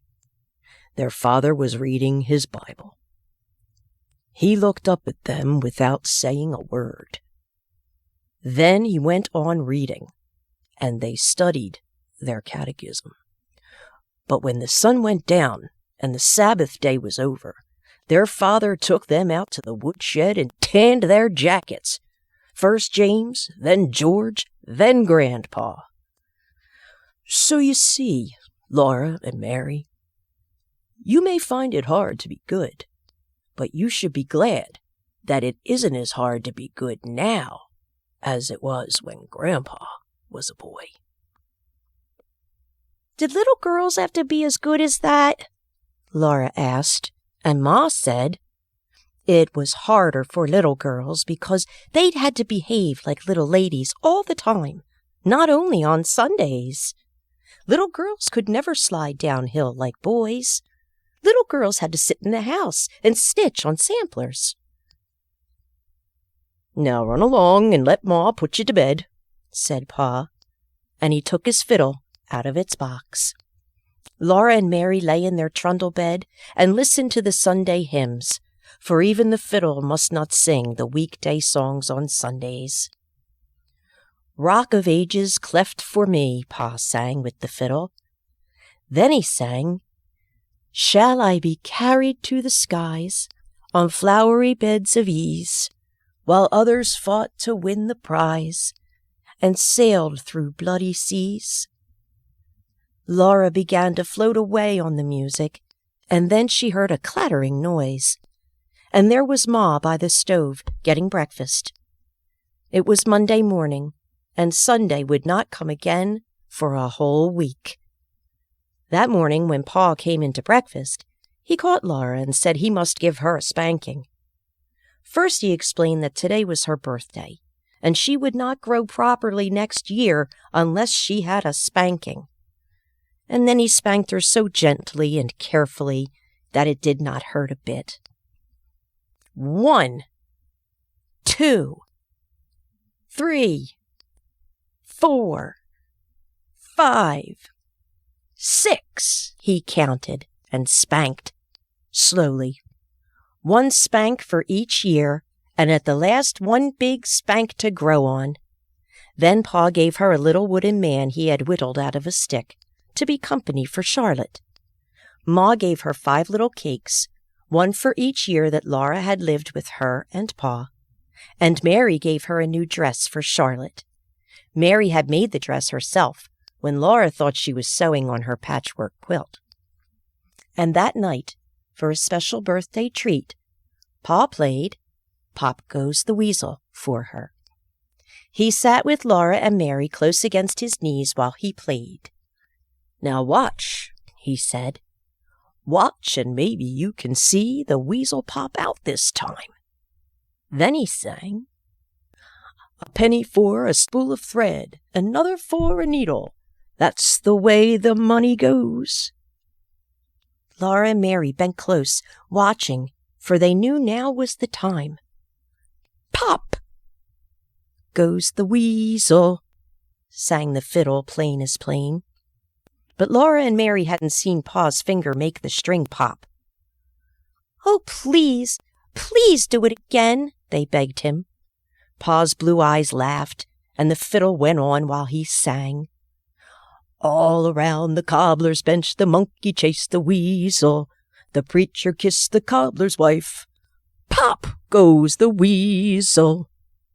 They hadn't seen Pa's finger that time either. He was so quick they could never catch him. So they went laughing to bed and lay listening to Pa and the fiddle singing. There was an old darky, and his name was Uncle Ned. And he died long ago, long ago. There was no wool on the top of his head, in the place where the wool ought to grow. His fingers were as long as the cane in the brake. His eyes they could hardly see, and he had no teeth for to eat the hoe cake. So he had to let the hoe cake be. So hang up the shovel and the hoe, lay down the fiddle and the bow. There's no more work for old Uncle Ned, for he's gone where the good darkies go. Chapter 6.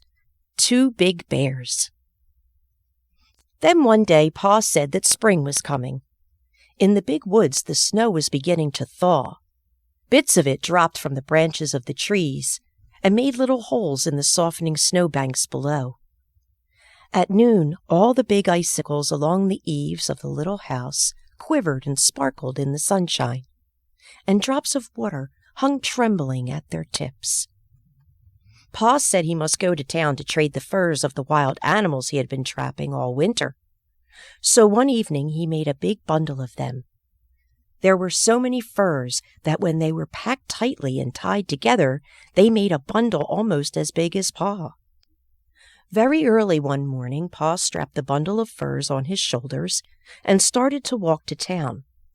There were so many furs to carry that he could not take his gun. Ma was worried, but Pa said that by starting before sunup and walking very fast all day, he could get home again before dark. The nearest town was far away. Laura and Mary had never seen a town. They had never seen a store. They had never seen even 2 houses standing together. But they knew that in a town there were many houses and a store full of candy and calico and other wonderful things, powder and shot and salt and store sugar. They knew that Pa would trade his furs to the storekeeper for beautiful things from town, and all day they were expecting the presents he would bring them. When the sun sank low above the treetops, and no more drops fell from the tips of the icicles, they began to watch eagerly for Pa. The sun sank out of sight. The woods grew dark, and he did not come.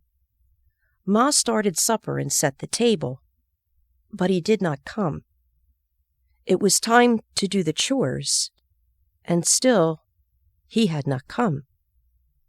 Ma said that Laura might come with her while she milked the cow. Laura could carry the lantern. So Laura put on her coat, and Ma buttoned it up, and Laura put her hands into her red mittens that hung by a red yarn string around her neck, while Ma lighted the candle in the lantern. Laura was proud to be helping Ma with the milking, and she carried the lantern very carefully. Its sides were of tin, with places cut in them for the candlelight to shine through. When Laura walked behind Ma on the path to the barn, The little bits of candlelight from the lantern leaped all around her on the snow. The night was not yet quite dark. The woods were dark, but there was a gray light on the snowy path, and in the sky there were a few faint stars. The stars did not look as warm and bright as the little lights that came from the lantern. Laura was surprised to see the dark shape of Suki, the brown cow, standing at the barnyard gate. Ma was surprised, too. It was too early in the spring for Suki to be let out in the big woods to eat grass. She lived in the barn, but sometimes on warm days Pa left the door of her stall open so she could come into the barnyard. Now Ma and Laura saw her behind the bars, waiting for them. Ma went up to the gate and pushed against it to open it. But it did not open very far, because there was Suki standing against it. Ma said, "Suki, get over!" She reached across the gate and slapped Suki's shoulder. Just then, one of the dancing little bits of light from the lantern jumped between the bars of the gate, and Laura saw long, shaggy black fur and two little glittering eyes. Suki had thin, short, brown fur. Suki had large, gentle eyes. Ma said, "Laura, walk back to the house." So Laura turned around and began to walk toward the house. Ma came behind her. When they had gone part way, Ma snatched her up, lantern and all, and ran. Ma ran with her into the house and slammed the door. Then Laura said, "Ma, was it a bear?" "Yes, Laura," Ma said. "It was a bear." Laura began to cry. She hung on to Ma and sobbed. "Oh, will he eat Suki?" "No," Ma said, hugging her. "Suki is safe in the barn. Think, Laura, all those big, heavy logs in the barn walls, and the door is heavy and solid, made to keep bears out. No, the bear cannot get in and eat Suki." Laura felt better then. "But he could have hurt us, couldn't he?" she asked. "He didn't hurt us," Ma said.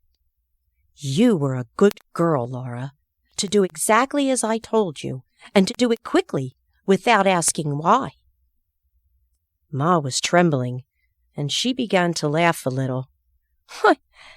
"To think," she said, "I've slapped a bear."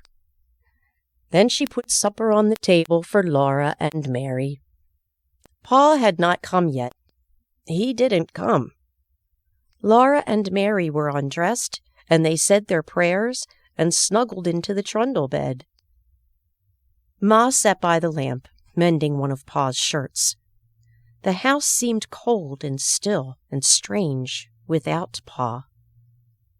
Laura listened to the wind in the big woods.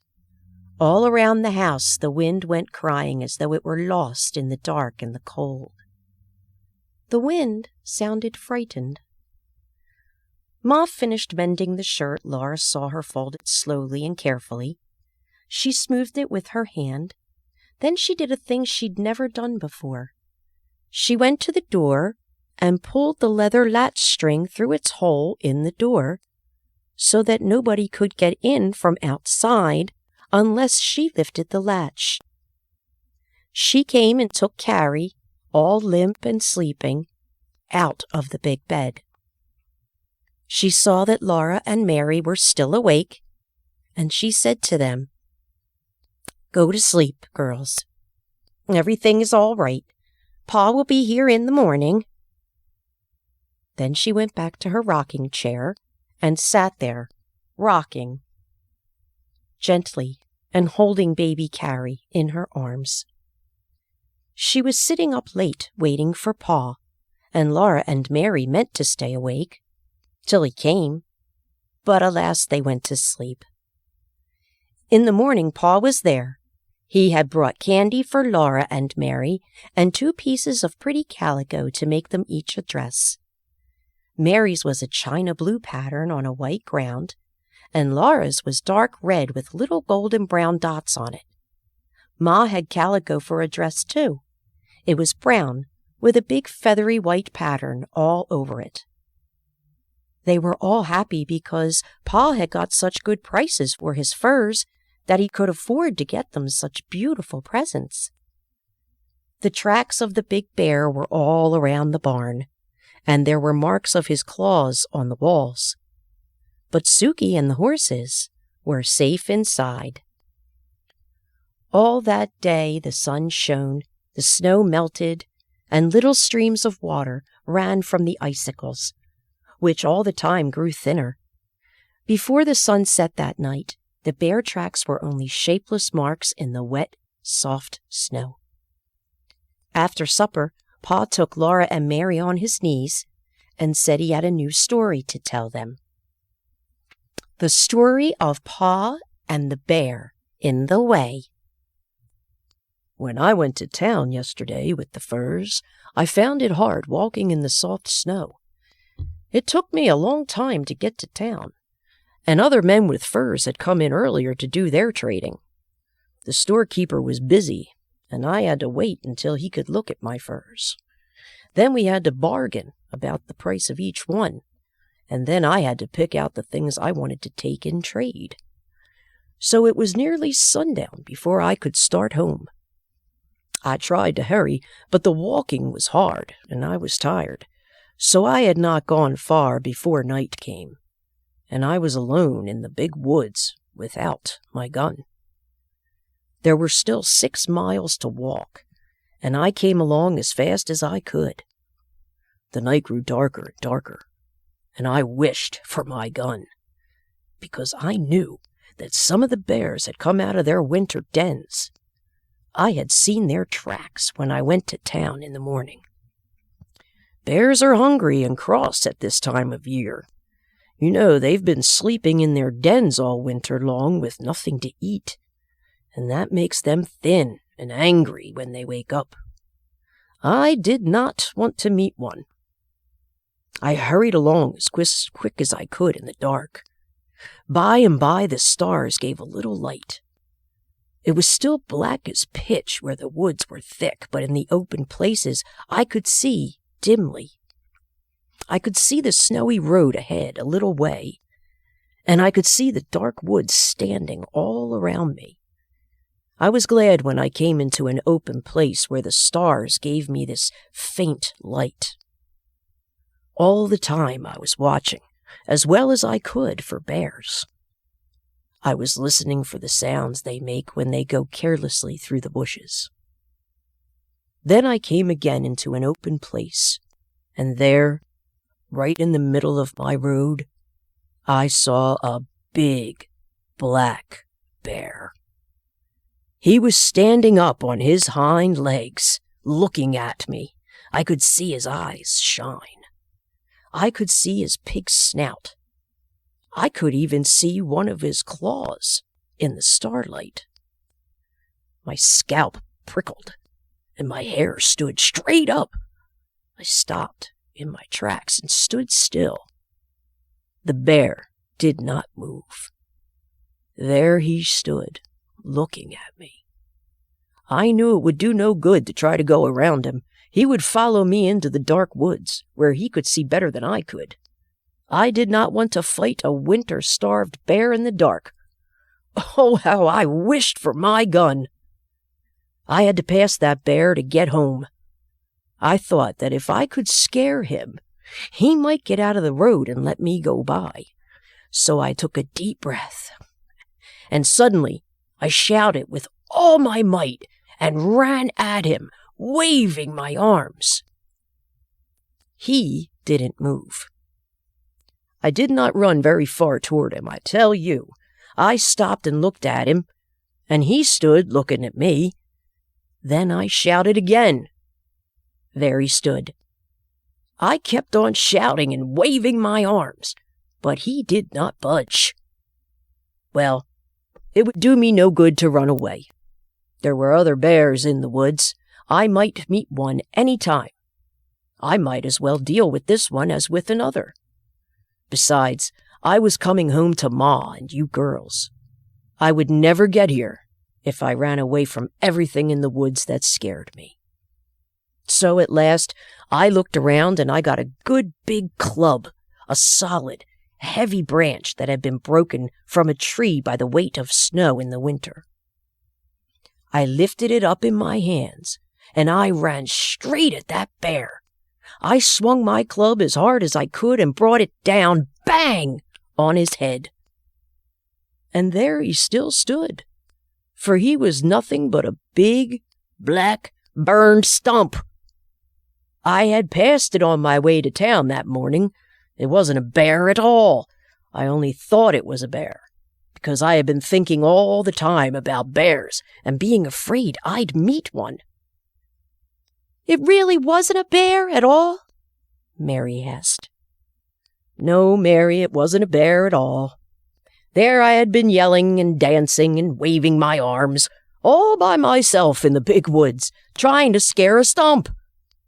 Laura said, Ours was really a bear, but we were not scared because we thought it was Suki. Pa did not say anything, but he hugged her tighter. Oh, that bear might have eaten Ma and me all up, Laura said, snuggling closer to him. But Ma walked right up to him and slapped him, and he didn't do anything at all. Why didn't he do anything? I guess he was too surprised to do anything, Laura. I guess he was afraid when the lantern shone in his eyes, and when Ma walked up to him and slapped him, he knew she wasn't afraid. Well, you were brave too, Laura said. Even if it was only a stump, you thought it was a bear. You'd have hit him on the head with a club if he had been a bear, wouldn't you, Pa? Yes, said Pa. I would. You see, I had to. Then Ma said it was bedtime. She helped Laura and Mary undress and button up their red flannel nightgowns. They knelt down by the trundle bed and said their prayers. Now I lay me down to sleep. I pray the Lord my soul to keep. If I should die before I wake, I pray the Lord my soul to take. Ma kissed them both and tucked the covers in around them. They lay there a while, looking at Ma's smooth, parted hair and her hands busy with sewing in the lamplight. Her needle made little clicking sounds against her thimble, and then the thread went softly, swish, through the pretty calico that Pa traded furs for. Laura looked at Pa, who was greasing his boots. His mustaches and his hair and his long brown beard were silky in the lamplight, and the colors of his plaid jacket were gay. He whistled cheerfully while he worked, and then he sang. The birds were singing in the morning, and the myrtle and the ivy were in bloom, and the sun o'er the hills was a-dawning. 'Twas then that I laid her in the tomb. It was a warm night. The fire had gone to coals on the hearth, and Pa did not build it up. All around the little house, in the big woods, there were little sounds of falling snow, and from the eaves there was the drip, drip of the melting icicles. In just a little while the trees would be putting out their baby leaves, all rosy and yellow and pale green, and there would be wildflowers and birds in the woods. Then there would be no more stories by the fire at night, but all day long Laura and Mary would run and play among the trees, for it would be spring. Chapter 7. The Sugar Snow. For days the sun shone and the weather was warm. There was no frost on the windows in the mornings. All day the icicles fell one by one from the eaves, with soft smashing and crackling sounds in the snowbanks beneath. The trees shook their wet black branches and chunks of snow fell down. When Mary and Laura pressed their noses against the cold window pane, They could see the drip of water from the eaves and the bare branches of the trees. The snow did not glitter. It looked soft and tired. Under the trees it was pitted where the chunks of snow had fallen, and the banks beside the path were shrinking and settling. Then one day Laura saw a patch of bare ground in the yard. All day it grew bigger, and before night the whole yard was bare mud. Only the icy path was left, and the snowbanks along the path and the fence and beside the woodpile. "Can't I go out and play, Ma?" Laura asked, and Ma said, "May, Laura." "May I go out to play?" she asked. "You may tomorrow," Ma promised. That night Laura woke up, shivering. The bed covers felt thin, and her nose was icy cold. Ma was tucking another quilt over her. "Snuggle close to Mary, and you'll get warm." In the morning the house was warm from the stove, but when Laura looked out of the window, she saw that the ground was covered with soft, thick snow. All along the branches of the trees the snow was piled like feathers, and it lay in mounds along the top of the rail fence, and stood up in great white balls on top of the gate posts. Pa came in, shaking the snow from his shoulders and stamping it from his boots. "It's a sugar snow," he said.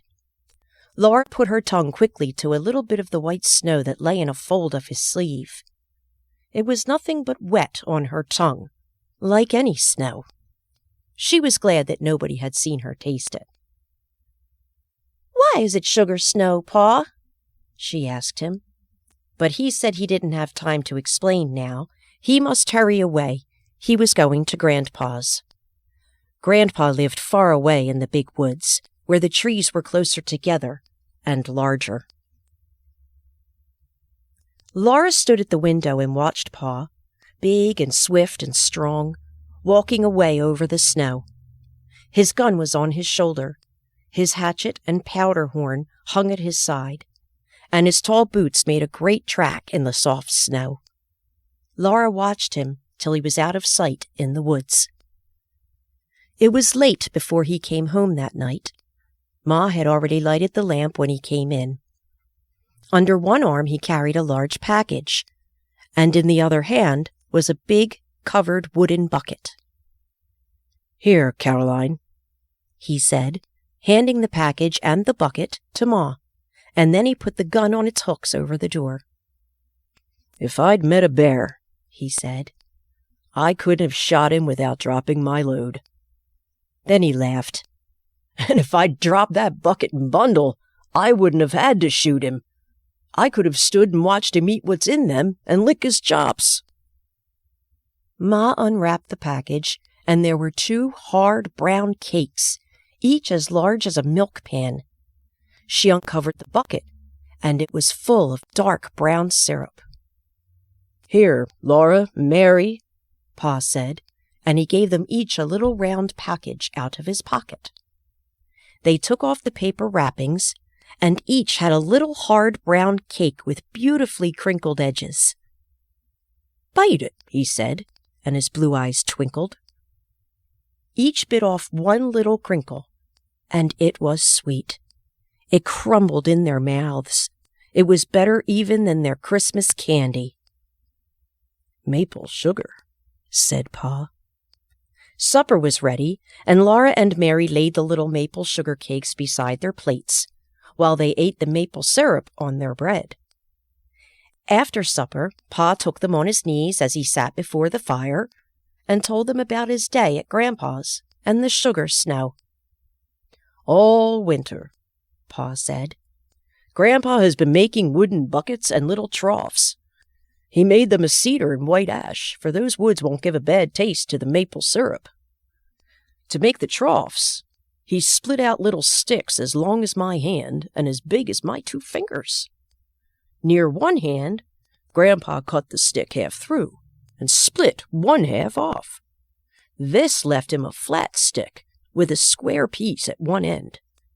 Then with a bit, he bored a hole lengthwise through the square part, and with his knife, he whittled the wood till it was only a thin shell round the round hole. The flat part of the stick he hollowed out with his knife till it was a little trough. He made dozens of them, and he made 10 new wooden buckets. He had them all ready when the first warm weather came and the sap began to move in the trees.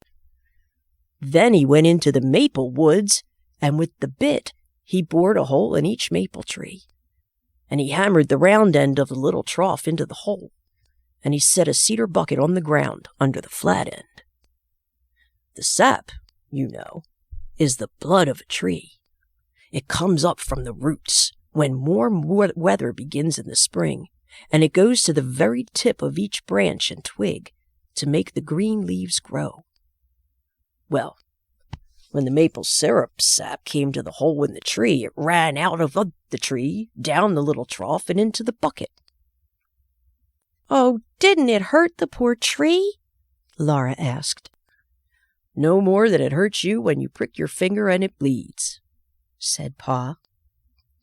Every day, Grandpa puts on his boots and his warm coat and his fur cap, and he goes out into the snowy woods and gathers the sap. With a barrel on a sled, he drives from tree to tree and empties the sap from the buckets into the barrel.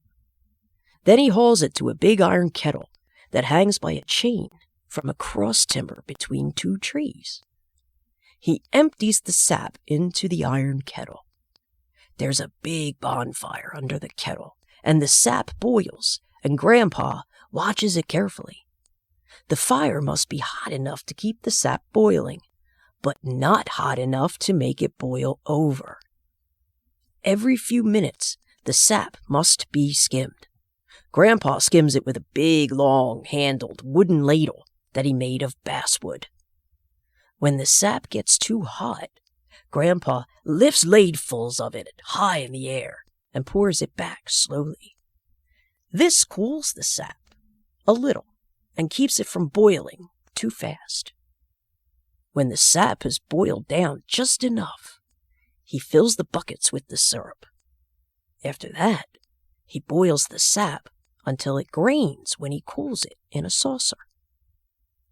The instant the sap is graining, Grandpa jumps to the fire and rakes it all from beneath the kettle. Then, as fast as he can, he ladles the thick syrup into the milk pans that are standing ready.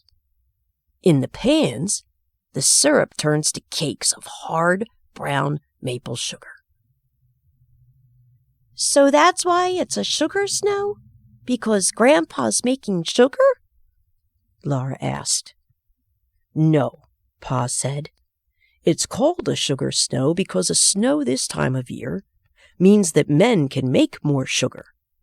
You see, this little cold spell and the snow will hold back the leafing of the trees, and that makes a longer run of sap. When there's a long run of sap, it means that Grandpa can make enough maple sugar to last all the year, for common every day. When he takes his furs to town, he will not need to trade for much store sugar. He will get only a little store sugar to have on the table when company comes." "Grandpa must be glad there's a sugar snow," Laura said. "Yes," Pa said. "He's very glad. He's going to sugar off again next Monday, and he says we must all come." Pa's blue eyes twinkled. He had been saving the best for the last, and he said to Ma, "Hey, Caroline, there'll be a dance." Ma smiled. She looked very happy, and she laid down her mending for a minute. "Oh, Charles," she said. Then she went on with her mending, but she kept on smiling. She said, "I'll wear my delaine." Ma's delaine dress was beautiful. It was a dark green with a little pattern all over it that looked like ripe strawberries. A dressmaker had made it in the East, in the place where Ma came from when she married Pa and moved out west to the big woods in Wisconsin. Ma had been very fashionable before she married Pa, and a dressmaker had made her clothes. The delaine was kept wrapped in paper and laid away. Laura and Mary had never seen Ma wear it, but she had shown it to them once. She had let them touch the beautiful dark red buttons that buttoned the basque up the front, and she had shown them how neatly the whalebones were put in the seams, inside, with hundreds of little crisscross stitches. It showed how important a dance was, if Ma was going to wear the beautiful delaine dress. Laura and Mary were excited. They bounced up and down on Pa's knees and asked questions about the dance, until at last he said, "Now you girls run along to bed. You'll know all about the dance when you see it. I have to put a new string on my fiddle." There were sticky fingers and sweet mouths to be washed. Then there were prayers to be said. By the time Laura and Mary were snug in their trundle bed, Pa and the fiddle were both singing, while he kept time with his foot on the floor. "I'm Captain Jinks of the Horse Marines. I feed my horse on corn and beans, and I often go beyond my means, for I'm Captain Jinks of the Horse Marines. I'm captain in the army."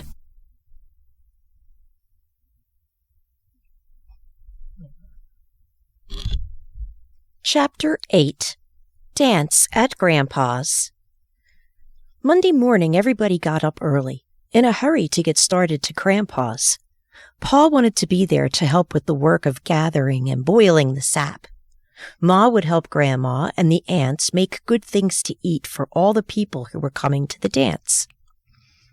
Breakfast was eaten and the dishes washed and the beds made by lamplight. Pa packed his fiddle carefully in its box and put it in the big sled that was already waiting at the gate. The air was cold and frosty, and the light was gray when Laura and Mary and Ma, with baby Carrie, were tucked in snug and warm under the robes on the straw in the bottom of the sled. The horses shook their heads and pranced, making the sleigh bells ring merrily, and away they went on the road through the big woods to Grandpa's. The snow was damp and smooth in the road, so the sled slipped quickly over it, and the big trees seemed to be hurrying by on either side. After a while, there was sunshine in the woods and the air sparkled. The long streaks of yellow light lay between the shadows of the tree trunks, and the snow was colored faintly pink. All the shadows were thin and blue, and every little curve of snowdrifts and every little track in the snow had a shadow. Pa showed Laura the tracks of the wild creatures in the snow at the sides of the road. The small leaping tracks of cottontail rabbits, the tiny tracks of field mice, and the feather-stitching tracks of snowbirds. There were larger tracks, like dogs' tracks, where foxes had run, and there were the tracks of a deer that had bounded away into the woods. The air was growing warmer already, and Pa said that the snow wouldn't last long. It did not seem long until they were sweeping into the clearing at Grandpa's house, all the sleigh bells jingling. Grandma came to the door and stood there smiling, calling to them to come in. She said that Grandpa and Uncle George were already at work out in the maple woods, so Pa went to help them, while Laura and Mary and Ma, with baby Carrie in her arms, went into Grandma's house and took off their wraps. Laura loved Grandma's house. It was much larger than their house at home. There was one great big room, and then there was a little room that belonged to Uncle George, and there was another room for the aunts, Aunt Docia and Aunt Ruby, and then there was the kitchen with a big cook stove. It was fun to run the whole length of the big room, from the large fireplace at one end all the way to Grandma's bed under the window in the other end. The floor was made of wide, thick slabs that Grandpa had hewed from the logs with his axe. The floor was smoothed all over and scrubbed clean and white, and the big bed under the window was soft with feathers. The day seemed very short while Laura and Mary played in the big room, and Ma helped Grandma and the aunts in the kitchen. The men had taken their dinners to the Maple Woods, so for dinner they did not set the table, but ate cold venison sandwiches and drank milk. But for supper Grandma made hasty pudding. She stood by the stove, sifting the yellow cornmeal from her fingers into a kettle of boiling, salted water. She stirred the water all the time with a big wooden spoon, and sifted in the meal until the kettle was full of a thick, yellow, bubbling mass. Then she set it on the back of the stove, where it would cook slowly. It smelled good. The whole house smelled good, with the sweet and spicy smells from the kitchen, and the smell of the hickory logs burning with clear, bright flames in the fireplace, and the smell of a clove apple beside Grandma's mending basket on the table. The sunshine came in through the sparkling window panes, and everything was large and spacious and clean. At supper time, Pa and Grandpa came from the woods. Each had on his shoulders a wooden yoke that Grandpa had made. It was cut to fit around their necks in the back, and hollowed out to fit over their shoulders. From each end hung a chain with a hook, and on each hook hung a big wooden bucket full of hot maple syrup. Pa and Grandpa had brought the syrup from the big kettle in the woods. They steadied the buckets with their hands, but the weight hung from the yokes on their shoulders.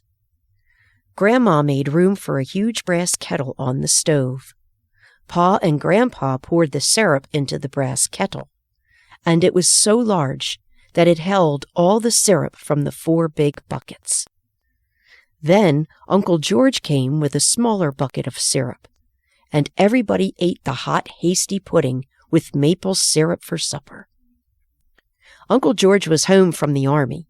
He wore his blue army coat with the brass buttons, and he had bold, merry blue eyes. He was big and broad, and he walked with a swagger. Laura looked at him all the time she was eating her hasty pudding, because she had heard Pa say to Ma that he was wild. "George is wild since he came back from the war," Pa had said, shaking his head as if he were sorry, but it couldn't be helped. Uncle George had run away to be a drummer boy in the army when he was 14 years old. Laura had never seen a wild man before. She did not know whether she was afraid of Uncle George or not. When supper was over, Uncle George went outside the door and blew his army bugle, long and loud.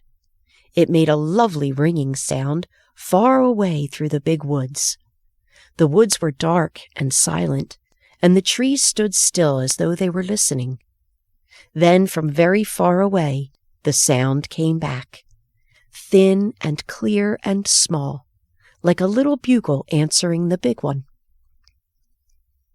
"Listen," Uncle George said. "Isn't that pretty?" Laura looked at him, but she did not say anything. And when Uncle George stopped blowing the bugle, she ran into the house. Ma and Grandma cleared away the dishes and washed them, and swept the hearth, while Aunt Dosha and Aunt Ruby made themselves pretty in their room. Laura sat on their bed and watched them comb out their long hair and part it carefully. They parted it from their foreheads to the napes of their necks, and then they parted it across from ear to ear. They braided their back hair in long braids, and then they did the braids up carefully in big knots. They had washed their hands and faces and scrubbed them well with soap at the wash basin on the bench in the kitchen. They had used store soap, not the slimy, soft, dark brown soap that Grandma made, and kept it in a jar to use for common every day. They fussed for a long time with their front hair, holding up the lamp and looking at their hair in the little looking-glass that hung on the log wall. They brushed it so smooth on each side of the straight white part that it shone like silk in the lamplight.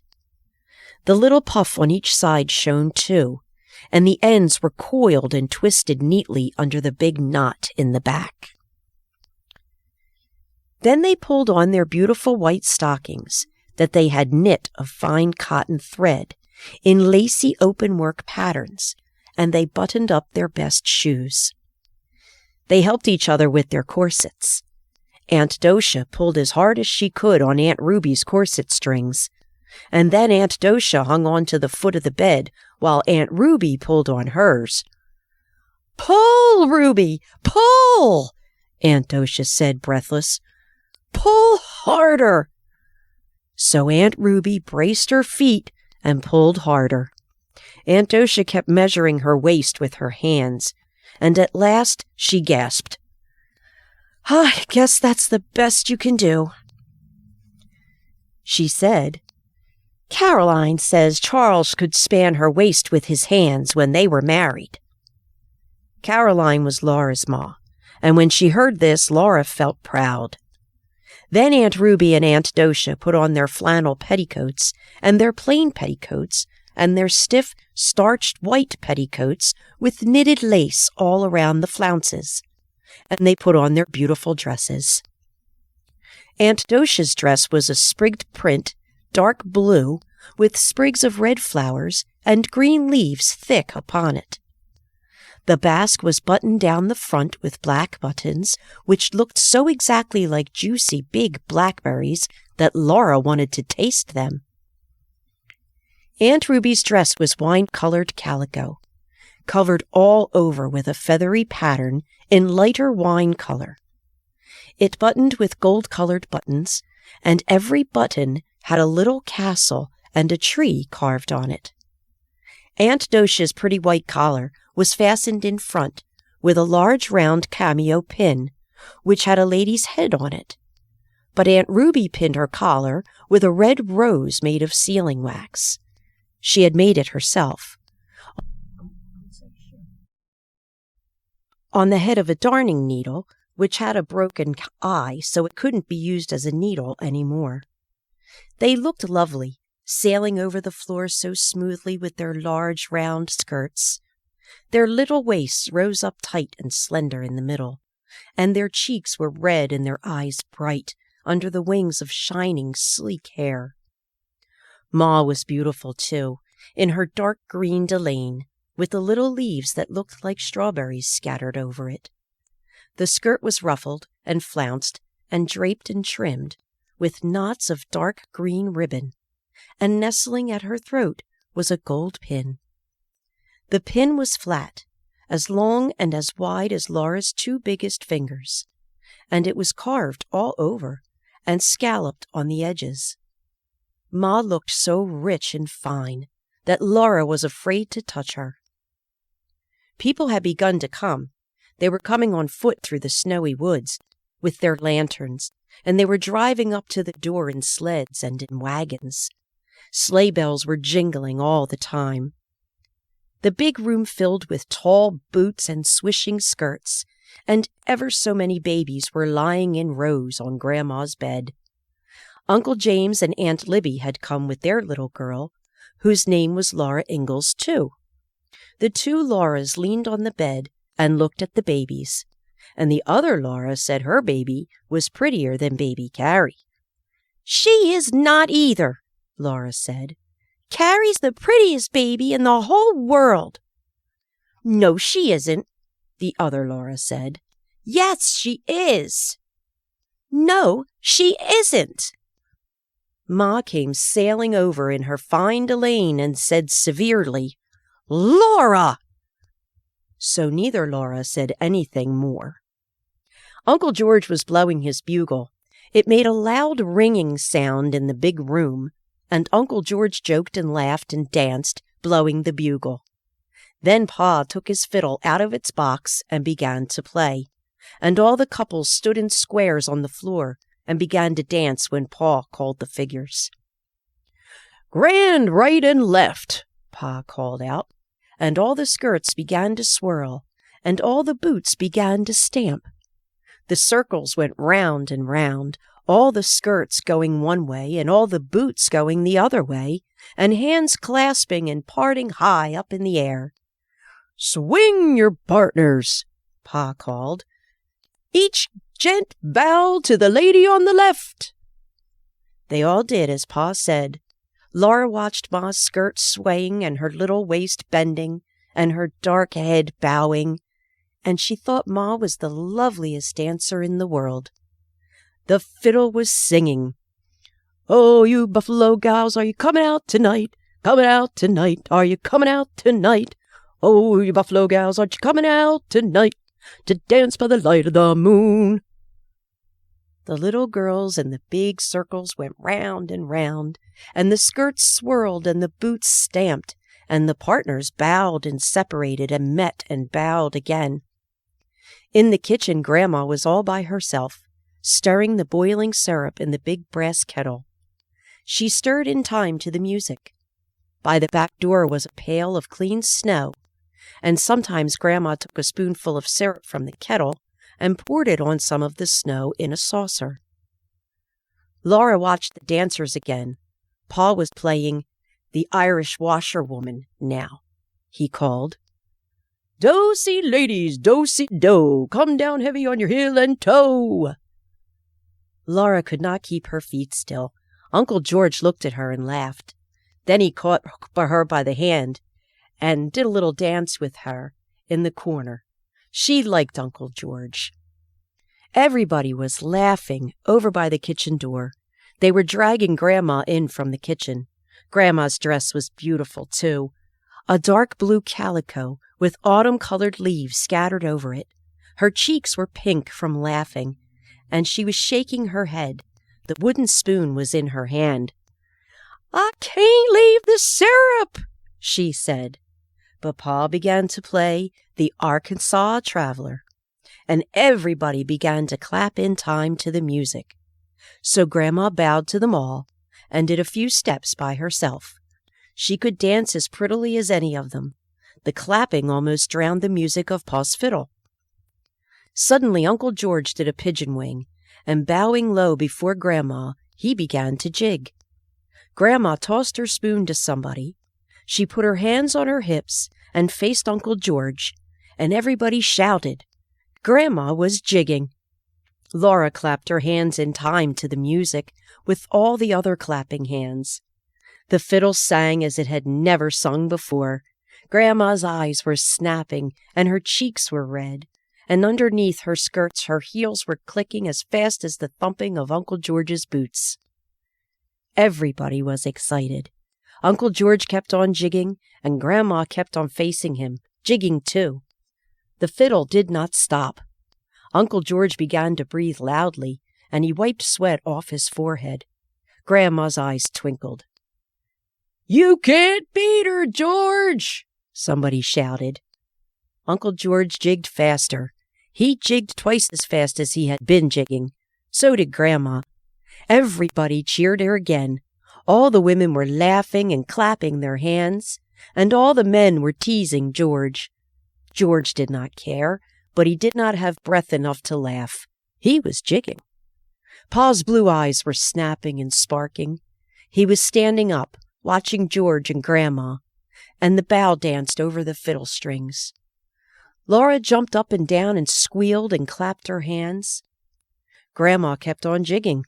Her hands were on her hips, and her chin was up and she was smiling. George kept on jigging, but his boots did not thump as loudly as they had thumped at first.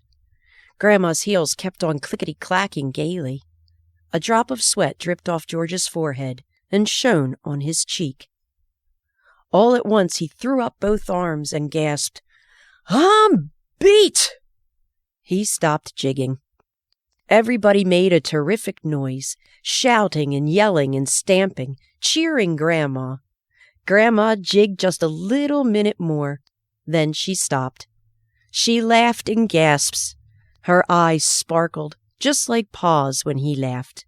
George was laughing too, and wiping his forehead on his sleeve. Suddenly Grandma stopped laughing. She turned and ran as fast as she could into the kitchen. The fiddle had stopped playing. All the women were talking at once, and all the men teasing George.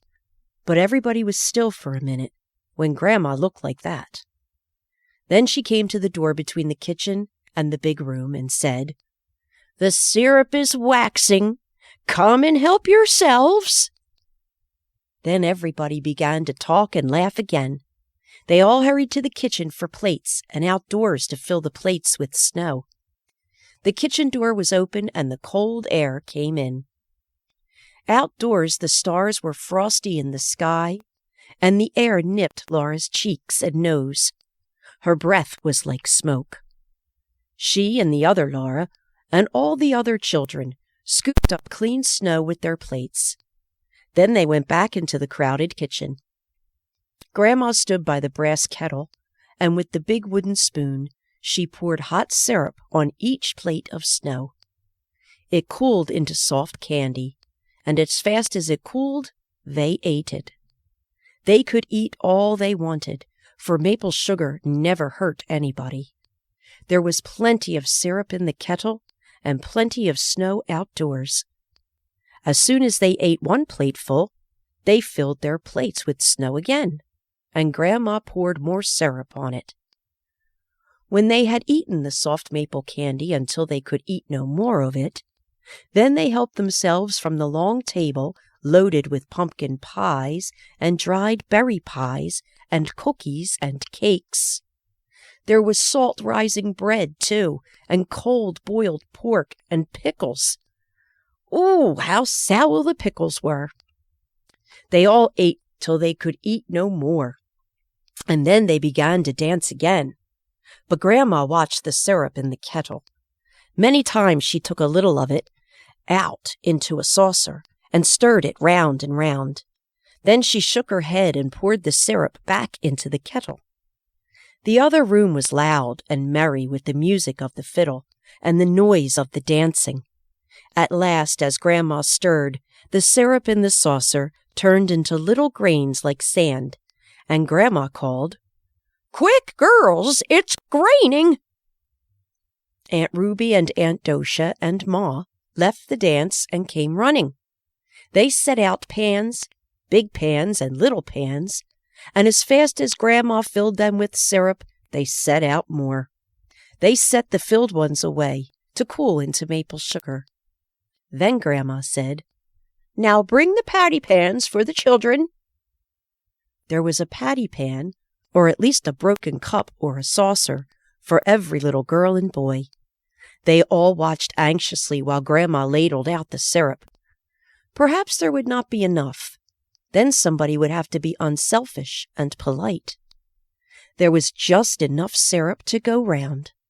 The last scrapings of the brass kettle exactly filled the very last patty pan. Nobody was left out. The fiddling and the dancing went on and on. Laura and the other Laura stood around and watched the dancers. Then they sat down on the floor in a corner and watched. The dancing was so pretty and the music so gay that Laura knew she could never get tired of it.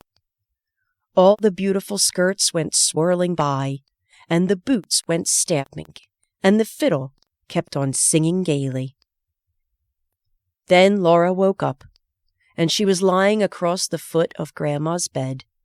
It was morning. Ma and Grandma and baby Carrie were in the bed. Pa and Grandpa were sleeping, rolled up in blankets on the floor by the fireplace. Mary was nowhere in sight. She was sleeping with Aunt Dosha and Aunt Ruby in their bed. Soon everybody was getting up. There were pancakes and maple syrup for breakfast, and then Pa brought the horses and sled to the door.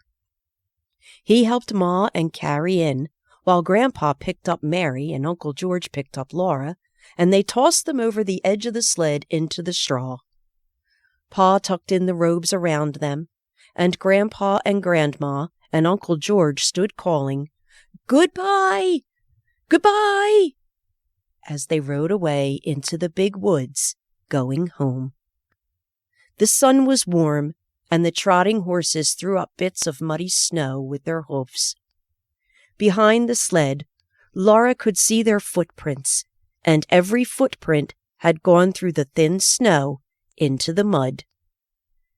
"Before night," Pa said, we'll see the last of the sugar snow.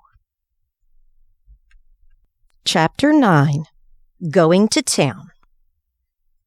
After the sugar snow had gone, spring came. Birds sang in the leafing hazel bushes along the crooked rail fence. The grass grew green again, and the woods were full of wildflowers. Buttercups and violets, thimbleflowers, and tiny starry grass flowers were everywhere. As soon as the days were warm, Laura and Mary begged to be allowed to run barefoot. At first, they might only run out around the woodpile and back, in their bare feet. Next day, they could run farther, and soon their shoes were oiled and put away, and they ran barefoot all day long. Every night they had to wash their feet before they went to bed. Under the hems of their skirts, their ankles and their feet were as brown as their faces. They had playhouses under the 2 big oak trees in front of the house. Mary's playhouse was under Mary's tree, and Laura's playhouse was under Laura's tree. The soft grass made a green carpet for them. The green leaves were the roofs, and there they could see bits of the blue sky. Pa made a swing of tough bark and hung it to a large, low branch of Laura's tree. It was her swing because it was in her tree, but she had to be unselfish and let Mary swing in it whenever she wanted to. Mary had a cracked saucer to play with, and Laura had a beautiful cup with only one big piece broken out of it. Charlotte and Nettie and the 2 little wooden men Pa had made lived in the playhouse with them. Every day they made fresh leaf hats for Charlotte and Nettie, and they made little leaf cups and saucers to set on their table. The table was a nice smooth rock. Suki and Rosie, the cows, were turned loose in the woods now to eat the wild grass and the juicy new leaves. There were 2 little calves in the barnyard and 7 little pigs with the mother hog in the pig pen. In the clearing he had made last year, Pa was plowing around the stumps and putting in his crops. One night he came in from work and said to Laura, "What do you think I saw today?" She couldn't guess. "Well," Pa said, "when I was working in the clearing this morning, I looked up, and there at the edge of the woods stood a deer. She was a doe, a mother deer, and you'll never guess what was with her." "A baby deer," Laura and Mary guessed together, clasping their hands. "Yes," Pa said. "Her fawn was with her. It was a pretty little thing, the softest fawn color, with big dark eyes. It had the tiniest feet, not much bigger than my thumb, and it had slender little legs and the softest muzzle. It stood there and looked at me with its large, soft eyes, wondering what I was. It was not afraid at all." "You wouldn't shoot a little baby deer, would you, Pa?" Laura said. "No, never," he answered. "Nor its ma, nor its pa. No more hunting now, till all the little wild animals have grown up. We'll just have to do without fresh meat till fall." Pa said that as soon as he had the crops in, they would all go to town. Laura and Mary could go too. They were old enough now. They were very much excited, and next day they tried to play going to town. They could not do it very well because they were not quite sure what a town was like.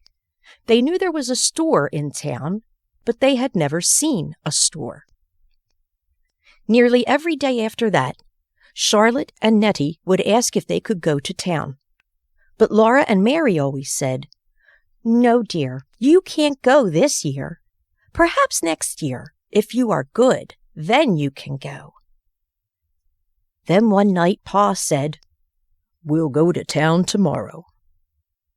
That night, though it was the middle of the week, Ma bathed Laura and Mary all over, and she put up their hair. She divided their long hair into wisps, combed each wisp with a wet comb, and wound it tightly in a bit of rag. There were knobby little bumps all over their heads. Whichever way they turned on their pillows, in the morning their hair would be curly. They were so excited that they did not go to sleep at once. Ma was not sitting with her mending basket as usual. She was busy getting everything ready for a quick breakfast and laying out the best stockings and petticoats and dresses, and Pa's good shirt, and her own dark brown calico with the little purple flowers on it. The days were longer now. In the morning, Ma blew out the lamp before they finished breakfast. It was a beautiful, clear spring morning.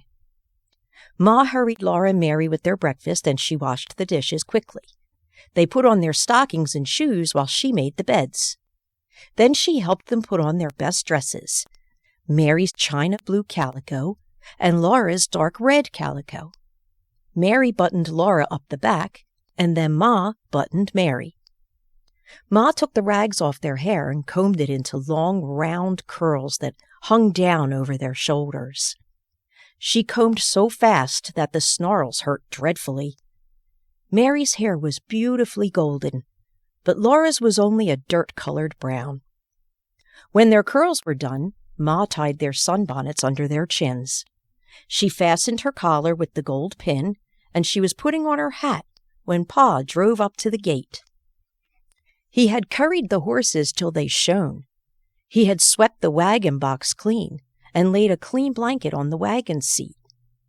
Ma, with baby Carrie in her arms, sat up on the wagon seat with Pa, and Laura and Mary sat on a board fastened across the wagon box behind the seat. They were happy as they drove through the springtime woods. Carrie laughed and bounced, Ma was smiling, and Pa whistled while he drove the horses. The sun was bright and warm on the road. Sweet, cool smells came out of the leafy woods. Rabbits stood up in the road ahead, their little front paws dangling down and their noses sniffing, and the sun shone through their tall, twitching ears. Then they bounded away, with a flash of little whitetail. Twice Laura and Mary saw deer looking at them with their large, dark eyes, from the shadows among the trees. It was 7 miles to town. The town was named Pepin, and it was on the shore of Lake Pepin. After a long time, Laura began to see glimpses of blue water between the trees. The hard road turned to soft sand. The wagon wheels went deep down in it, and the horses pulled and sweated. Often, Pa stopped them to rest for a few minutes. Then all at once the road came out of the woods, and Laura saw the lake. It was as blue as the sky, and it went to the edge of the world. As far as she could see, there was nothing but flat, blue water. Very far away, the sky and the water met, and there was a darker blue line. The sky was large overhead. Laura had never known that the sky was so big. There was so much empty space all around her that she felt small and frightened, and glad that Pa and Ma were there. Suddenly the sunshine was hot. The sun was almost overhead in the large empty sky, and the cool woods stood back from the edge of the lake. Even the big woods seemed smaller under so much sky. Pa stopped the horses and turned around on the wagon seat. He pointed ahead with his whip. "There you are, Laura and Mary," he said. "There's the town of Pepin." Laura stood up on the board, and Pa held her safe by the arm so she could see the town. When she saw it, she could hardly breathe. She knew how Yankee Doodle felt when he could not see the town because there were so many houses. Right on the edge of the lake, there was one great big building. That was the store, Pa told her. It was not made of logs. It was made of wide gray boards running up and down. The sand spread all around it. Behind the store there was a clearing, larger than Pa's clearing in the woods at home.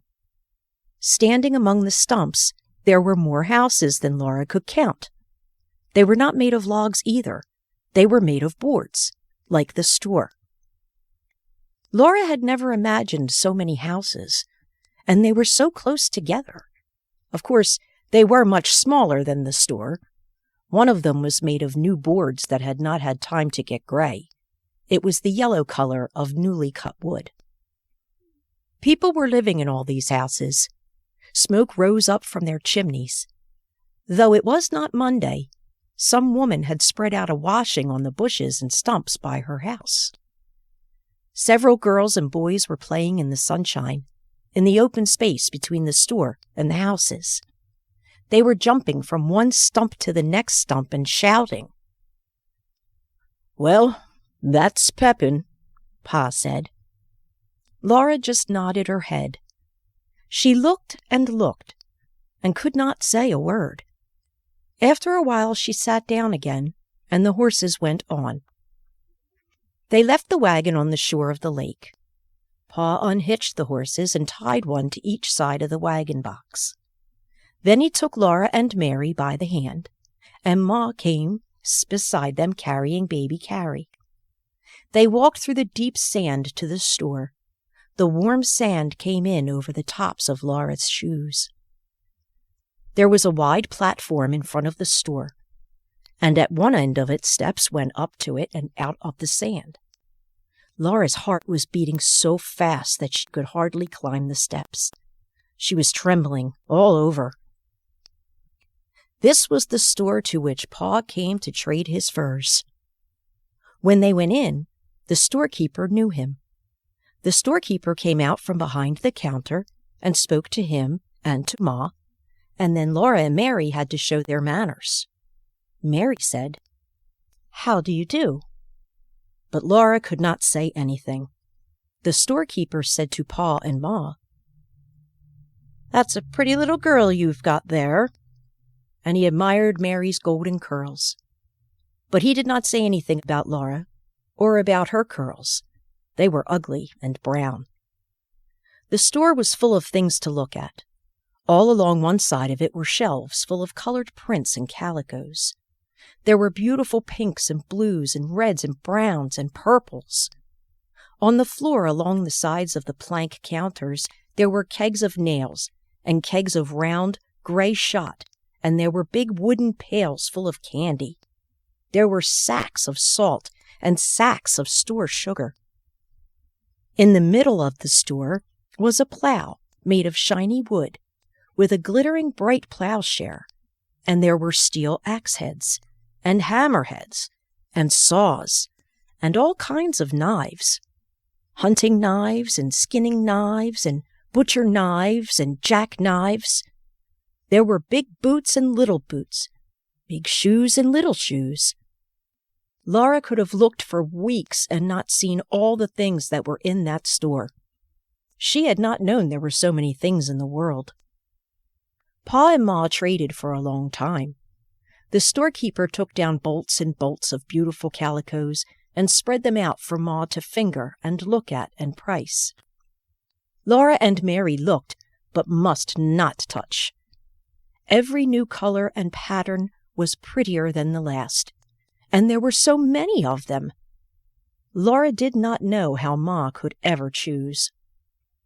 Ma chose 2 patterns of calico to make shirts for Pa, and a piece of brown denim to make him a jumper. Then she got some white cloth to make sheets and underwear. Pa got enough calico to make Ma a new apron. Ma said, "Oh, no, Charles, I don't really need it." But Pa laughed and said she must pick it out, or he would get her the turkey red piece with the big yellow pattern. Ma smiled and flushed pink, and she picked out a pattern of rosebuds and leaves on a soft, fawn-colored ground.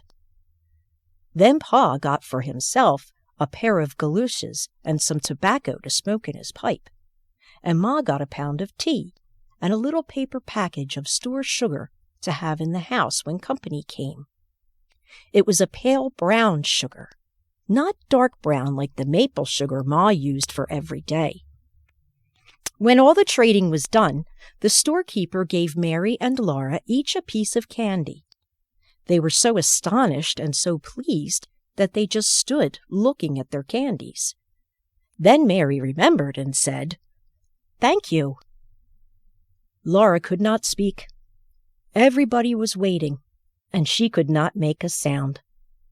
Ma had to ask her, "What do you say, Laura?" Then Laura opened her mouth and gulped and whispered, "Thank you." After that, they went out of the store. Both pieces of candy were white and flat and thin and heart-shaped. There was printing on them in red letters. Ma read it for them. Mary's said, "Roses are red, violets are blue, sugar is sweet, and so are you." Laura's said only, "Sweets to the sweet." The pieces of candy were exactly the same size. Laura's printing was larger than Mary's. They all went back through the sand to the wagon on the lake shore. Pa fed the horses. On the bottom of the wagon box, some oats he had brought for their dinner. Ma opened the picnic box. They all sat on the warm sand near the wagon and ate bread and butter and cheese, hard-boiled eggs and cookies. The waves of Lake Pepin curled up on the shore at their feet and slid back with the smallest hissing sound. After dinner, Pa went back to the store to talk a while with other men. Ma sat holding Carrie quietly until she went to sleep. But Laura and Mary ran along the lake shore, picking up pretty pebbles that had been rolled back and forth by the waves until they were polished smooth. There were no pebbles like that in the big woods. When she found a pretty one, Laura put it in her pocket. And there were so many, each prettier than the last, that she filled her pocket full. Then Pa called, and they ran back to the wagon, for the horses were hitched up and it was time to go home. Laura was so happy when she ran through the sand to Pa with all those beautiful pebbles in her pocket. But when Pa picked her up and tossed her into the wagon, a dreadful thing happened. The heavy pebbles tore her pocket right out of her dress. The pocket fell, and the pebbles rolled all over the bottom of the wagon box. Laura cried because she had torn her best dress. Ma gave Carrie to Pa and came quickly to look at the Tom place. Then she said it was all right. "Stop crying, Laura," she said. "I can fix it." She showed Laura that the dress was not torn at all, nor the pocket. The pocket was a little bag, sewed into the seam of the dress skirt and hanging under it. Only the seams had ripped. Ma could sew the pocket in again as good as new. "Pick up the pretty pebbles, Laura," Ma said. "And another time, don't be so greedy." So Laura gathered up the pebbles, put them in the pocket, and carried the pocket in her lap. She did not mind very much when Pa laughed at her for being such a greedy little girl, that she took more than she could carry away. Nothing like that ever happened to Mary. Mary was a good little girl who always kept her dress clean and neat and minded her manners. Mary had lovely golden curls, and her candy heart had a poem on it. Mary looked very good and sweet, unrumpled and clean, sitting on the board beside Laura. Laura did not think it was fair. But it had been a wonderful day, the most wonderful day in her whole life. She thought about the beautiful lake and the town she had seen and the big store full of so many things. She held the pebbles carefully in her lap and her candy heart wrapped carefully in her handkerchief until she got home and could put it away to keep always. It was too pretty to eat. The wagon jolted along the homeward road through the big woods. The sun set, and the woods grew darker. But before the last of the twilight was gone, the moon rose, and they were safe, because Pa had his gun. The soft moonlight came down through the treetops and made patches of light and shade on the road ahead. The horses' hoofs made a cheerful clippity-clop. Laura and Mary did not say anything because they were very tired, and Ma sat silently holding baby Carrie, sleeping in her arms. But Pa sang softly, "Mid pleasures and palaces, so we may roam. be it ever so humble, there's no place like home.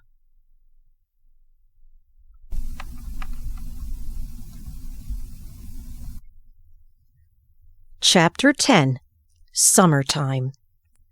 Now it was summertime, and people went visiting. Sometimes Uncle Henry or Uncle George or Grandpa came riding out of the big woods to see Pa.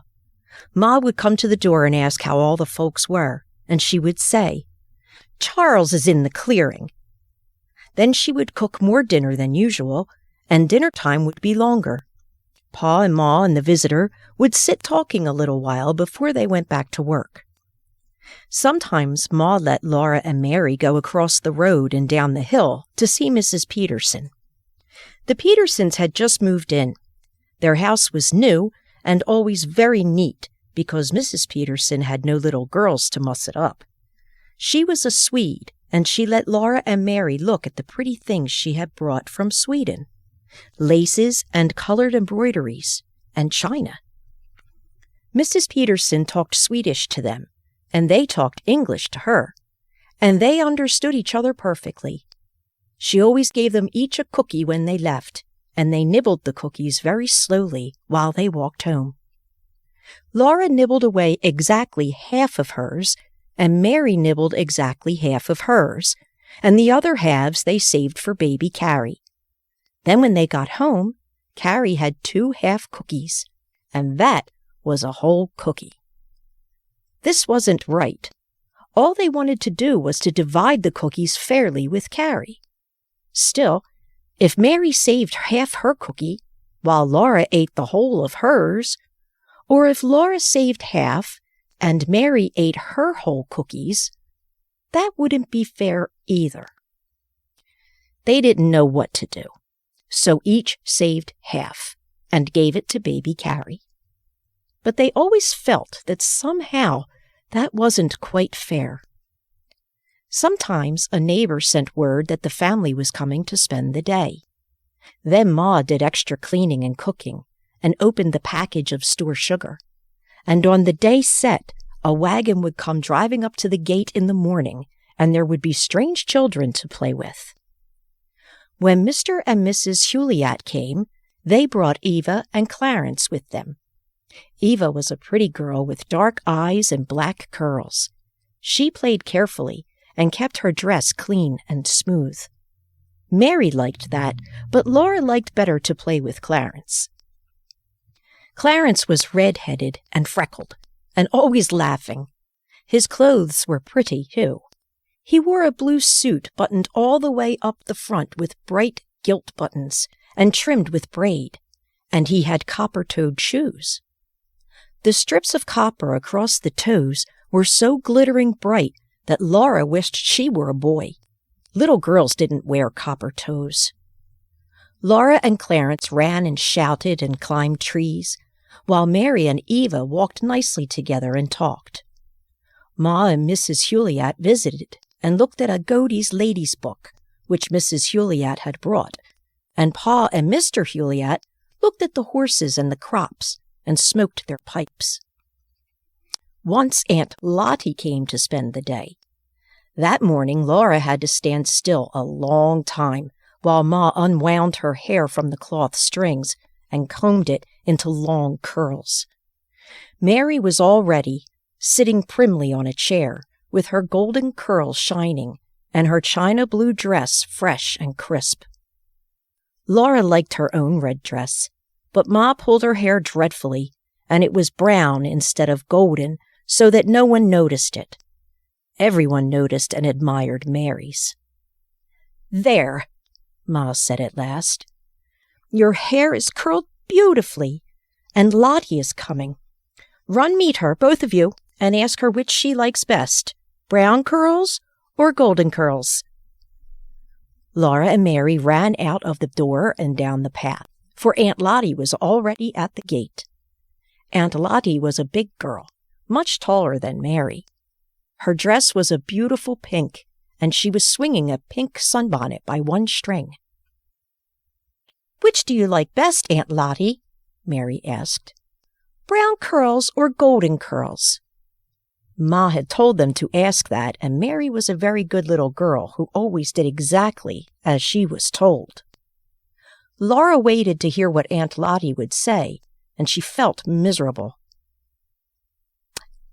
"I like both kinds best," Aunt Lottie said, smiling. She took Laura and Mary by the hand, one on either side, and they danced along to the door where Ma stood. The sunshine came streaming through the windows into the house, and everything was so neat and pretty. The table was covered with a red cloth, and the cook stove was polished shining black. Through the bedroom door, Laura could see the trundle bed in its place under the big bed. The pantry door stood wide open, giving the sight and smell of goodies on the shelves, and Black Susan came purring down the stairs from the attic, where she had been taking a nap. It was all so pleasant, and Laura felt so gay and good that no one would ever have thought she could be as naughty as she was that evening. Aunt Lottie had gone, and Laura and Mary were tired and cross. They were at the woodpile, gathering a pan of chips to kindle the fire in the morning. They always hated to pick up chips, but every day they had to do it. Tonight, they hated it more than ever. Laura grabbed the biggest chip, and Mary said, "I don't care. Aunt Lottie likes my hair best anyway. Golden hair is lots prettier than brown." Laura's throat swelled tight, and she could not speak. She knew golden hair was prettier than brown. She couldn't speak, so she reached out quickly and slapped Mary's face. Then she heard Pa say, "Come here, Laura." She went slowly, dragging her feet. Pa was sitting just inside the door.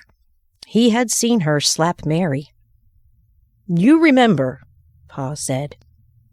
"I told you girls you must never strike each other." Laura began. "But Mary said that makes no difference," said Pa. "It is what I say that you must mind." Then he took down a strap from the wall, and he whipped Laura with the strap. Laura sat on a chair in the corner and sobbed. When she stopped sobbing, she sulked.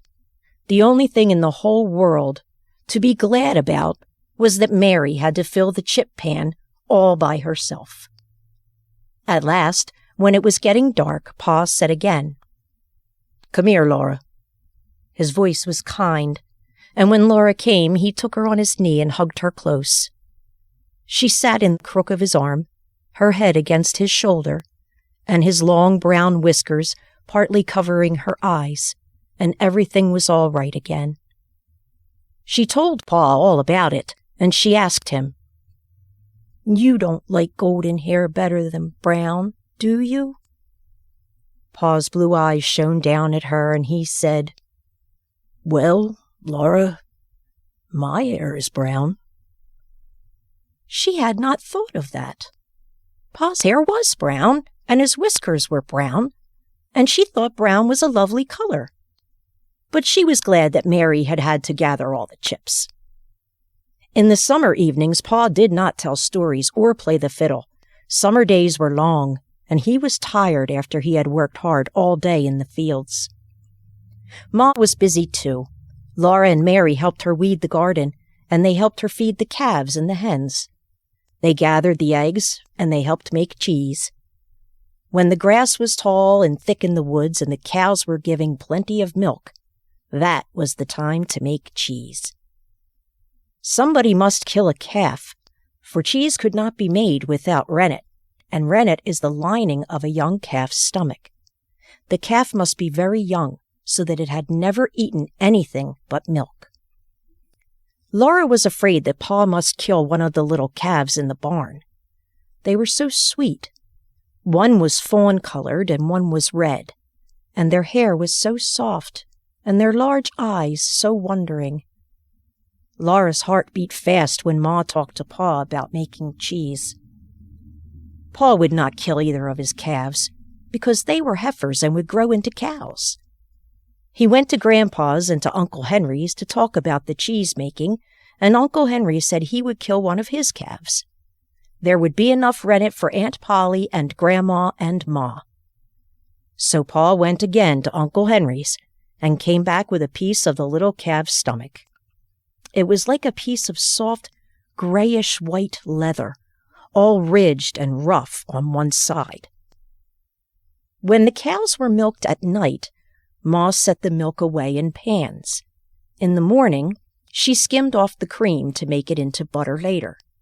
Then when the morning's milk had cooled, she mixed it with the skimmed milk and set it all on the stove to heat.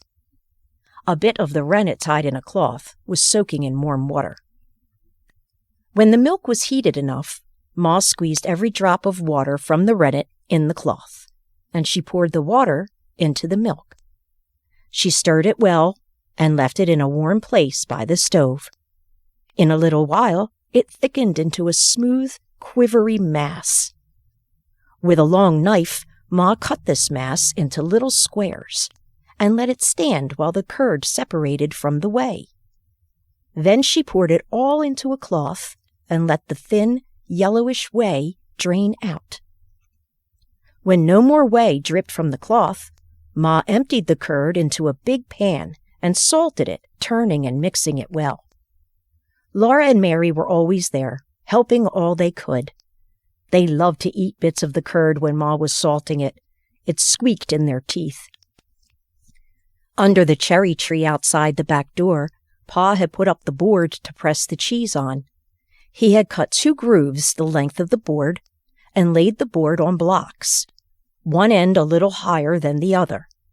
Under the lower end stood an empty pail. Ma put her wooden cheese hoop on the board, spread a clean, wet cloth all over the inside of it, and filled it, heaping full of the chunks of salted curd. She covered this with another clean, wet cloth and laid on top of it a round board, cut small enough to go inside the cheese hoop. Then she lifted a heavy rock on top of the board. All day long the round board settled slowly under the weight of the rock, and whey pressed out and ran down the grooves of the board into the pail. Next morning, Ma would take out the round, pale yellow cheese as large as a milk pan. Then she made more curd and filled the cheese hoop again. Every morning she took the new cheese out of the press and trimmed it smooth. She sewed a cloth tightly around it and rubbed the cloth all over with fresh butter. Then she put the cheese on a shelf in the pantry. Every day she wiped every cheese carefully with a wet cloth, then rubbed it all over with fresh butter once more, and laid it down on its either side. After a great many days, the cheese was ripe, and there was a hard rind all over it. Then Ma wrapped each cheese in paper and laid it away on the high shelf. There was nothing more to do with it but eat it. Laura and Mary liked cheese making. They liked to eat the curd that squeaked in their teeth, and they liked to eat the edges Ma pared off the big, round, yellow cheeses to make them smooth before she sewed them up in a cloth. Ma laughed at them for eating green cheese. "The moon is made of green cheese, some people say," she told them. The new cheese did look like the round moon when it came up behind the trees, but it was not green. It was yellow, like the moon. "It's green," Ma said, "because it isn't ripened yet. When it's cured and ripened, it won't be a green cheese." "Is the moon really made of green cheese?" Laura asked, and Ma laughed. "I think people say that because it looks like a green cheese," she said. "But appearances are deceiving." Then, while she wiped all the green cheeses and rubbed them with butter, she told them about the dead, cold moon that is like a little world on which nothing grows. The first day Ma made cheese, Laura tasted the whey. She tasted it without saying anything to Ma. And when Ma turned around and saw her face, Ma laughed. That night, while she was washing the supper dishes and Mary and Laura were wiping them, Ma told Pa that Laura had tasted the whey and didn't like it. You wouldn't starve to death on Ma's way, like old Grimes did on his wife's, Pa said. Laura begged him to tell her about old Grimes. So, though Pa was tired, he took his fiddle out of its box and played and sang for Laura. Old Grimes is dead, that good old man. We ne'er shall see him more. He used to wear an old gray coat, all buttoned down before. Old Grimesy's wife made skim milk cheese. Old Grimesy drank the whey. There came an east wind from the west and blew old Grimes away. There you have it, said Pa. She was a mean, tight-fisted woman. If she hadn't skimmed all that milk, a little cream would have run off in the way, and old Grimes might have staggered along. But she skimmed off every bit of cream, and poor old Grimes got so thin, the wind blew him away. Plumb starved to death. Then Pa looked at Ma and said, Nobody'd starve to death when you were around, Caroline. Well, no, Ma said. No, Charles, not if you were there to provide for us. Pa was pleased.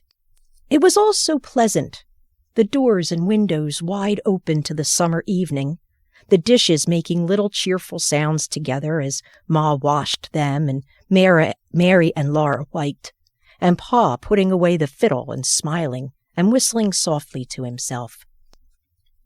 After a while, he said, I'm going over to Henry's tomorrow morning, Caroline, to borrow his grubbing hoe. Those sprouts are getting waist-high around the stumps in the wheat field. A man just has to keep everlasting at it, or the woods will take back the place. Early next morning, he started to walk to Uncle Henry's. But before long, he came hurrying back, hitched the horses to the wagon, threw in his axe, the 2 wash tubs, the wash boiler, and all the pails and wooden buckets were there. I don't know if I'll need 'em all, Caroline, he said, but I'd hate to want 'em and not have 'em. Oh, what is it? What is it? Laura asked, jumping up and down with excitement. Pa's found a bee tree, Ma said. Maybe he'll bring us some honey. It was noon before Pa came driving home. Laura had been watching for him, and she ran out to the wagon as soon as it stopped by the barnyard, but she could not see into it. Pa called, Caroline, if you'll come take this pail of honey, I'll go unhitch. Ma came out to the wagon. Disappointed, she said, Well, Charles, even a pail of honey is something.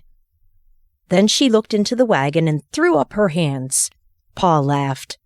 All the pails and buckets were heaping full of dripping golden honeycomb. Both tubs were piled full, and so was the wash boiler. Pa and Ma went back and forth, carrying the 2 loaded tubs and the wash boiler and all the buckets and pails into the house. Ma heaped a plate high with the golden pieces and covered all the rest neatly with cloths. For dinner, they all had as much of the delicious honey as they could eat, and Pa told them how he found the bee tree. I didn't take my gun, he said, because I wasn't hunting, and now it's summer there wasn't much danger of meeting trouble. Panthers and bears are so fat this time of year that they're lazy and good-natured. Well, I took a shortcut through the woods and I nearly ran into a big bear.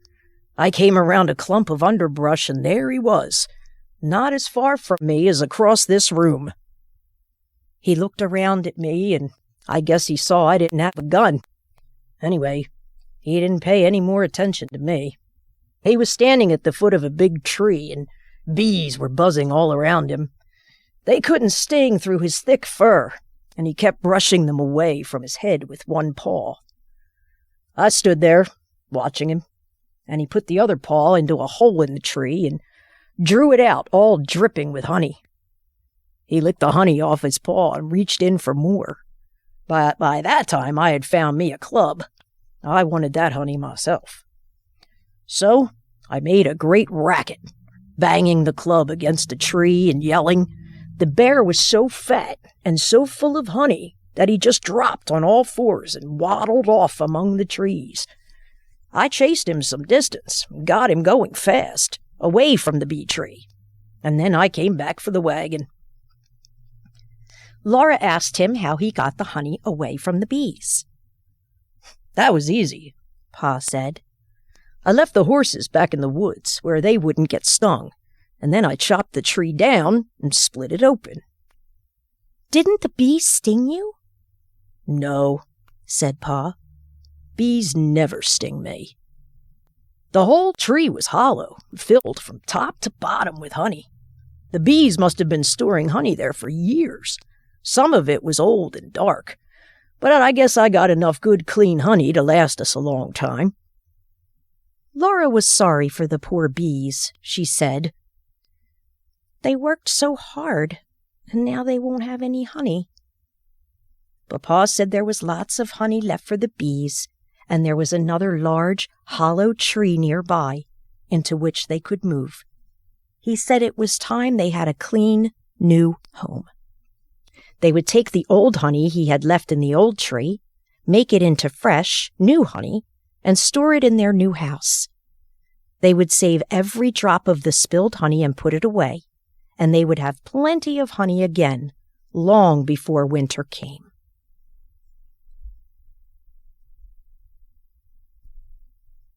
Chapter 11. Harvest.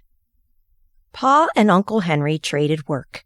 When the grain got ripe in the fields, Uncle Henry came to work with Pa, and Aunt Polly and all the cousins came to spend the day. Then Pa went to help Uncle Henry cut his grain, and Ma took Laura and Mary and Carrie to spend the day with Aunt Polly.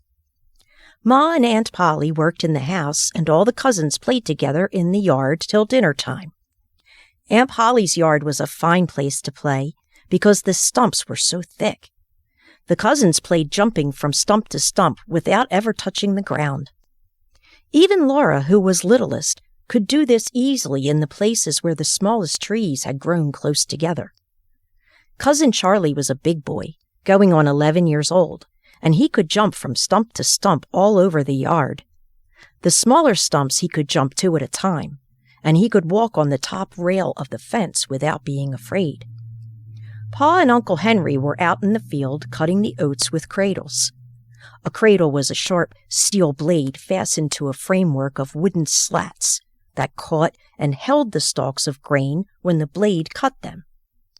Pa and Uncle Henry carried the cradles by their long, curved handles and swung the blades into the standing oats. When they had cut enough to make a pile, they slid the cut stalks off the slats into neat heaps on the ground.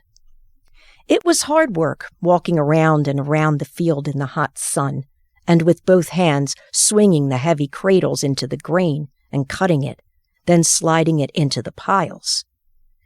After all the grain was cut, they must go over the field again. This time, they would stoop over each pile, and taking up a handful of the stalks in each hand, they would knot them together to make a longer strand.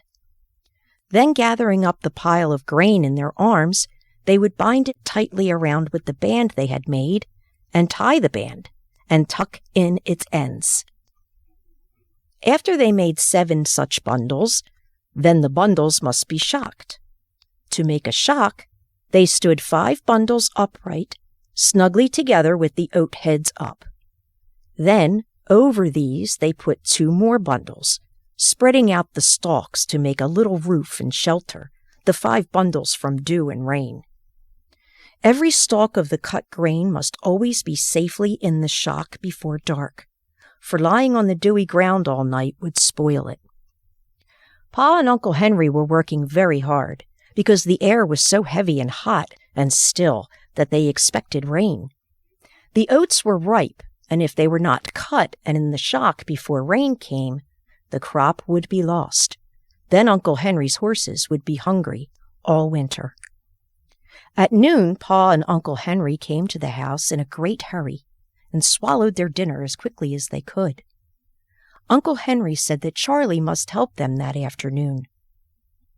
Laura looked at Pa when Uncle Henry said that.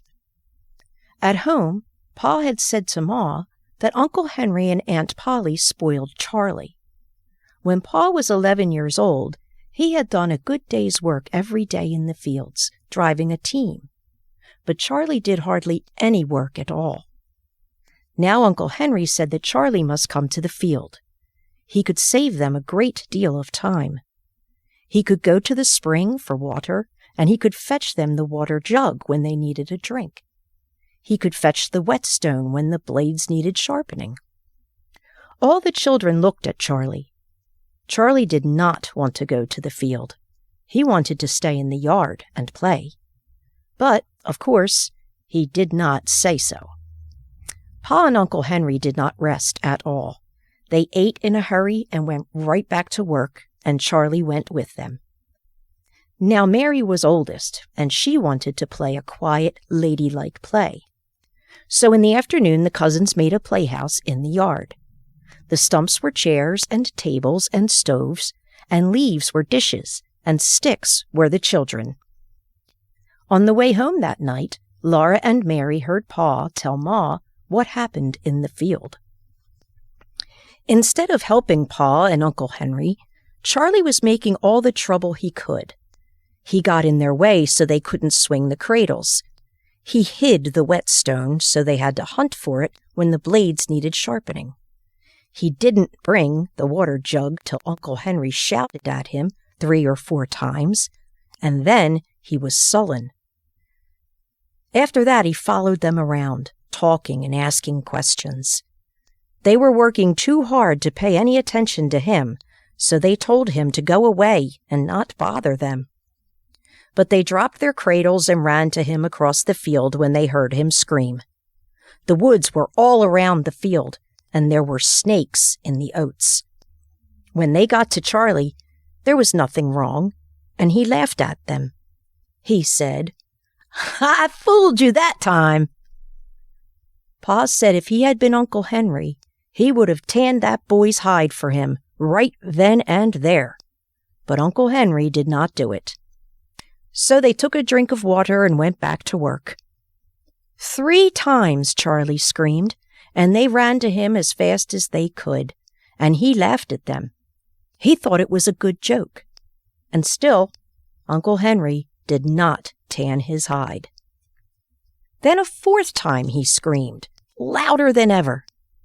Pa and Uncle Henry looked at him, and he was jumping up and down, screaming. They saw nothing wrong with him, and they had been fooled so many times that they went on with their work. Charlie kept on screaming, louder and shriller. Pa did not say anything, but Uncle Henry said, "Let him scream." So they went on working and let him scream. He kept on jumping up and down, screaming. He did not stop. At last, Uncle Henry said, "Maybe something really is wrong." They laid down their cradles and went across the field to him. And all that time Charlie had been jumping up and down on a yellow jacket's nest. The yellow jackets lived in a nest in the ground, and Charlie stepped on it by mistake.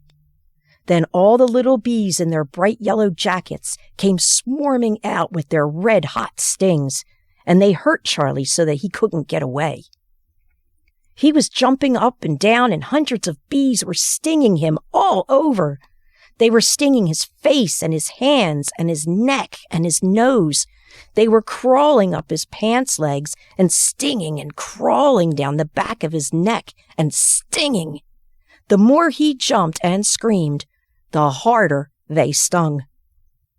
Pa and Uncle Henry took him by the arms and ran him away from the yellow jacket's nest. They undressed him, and his clothes were full of yellow jackets, and their stings were swelling up all over him. They killed the bees that were stinging him, and they shook the bees out of his clothes, and then they dressed him again and sent him to the house.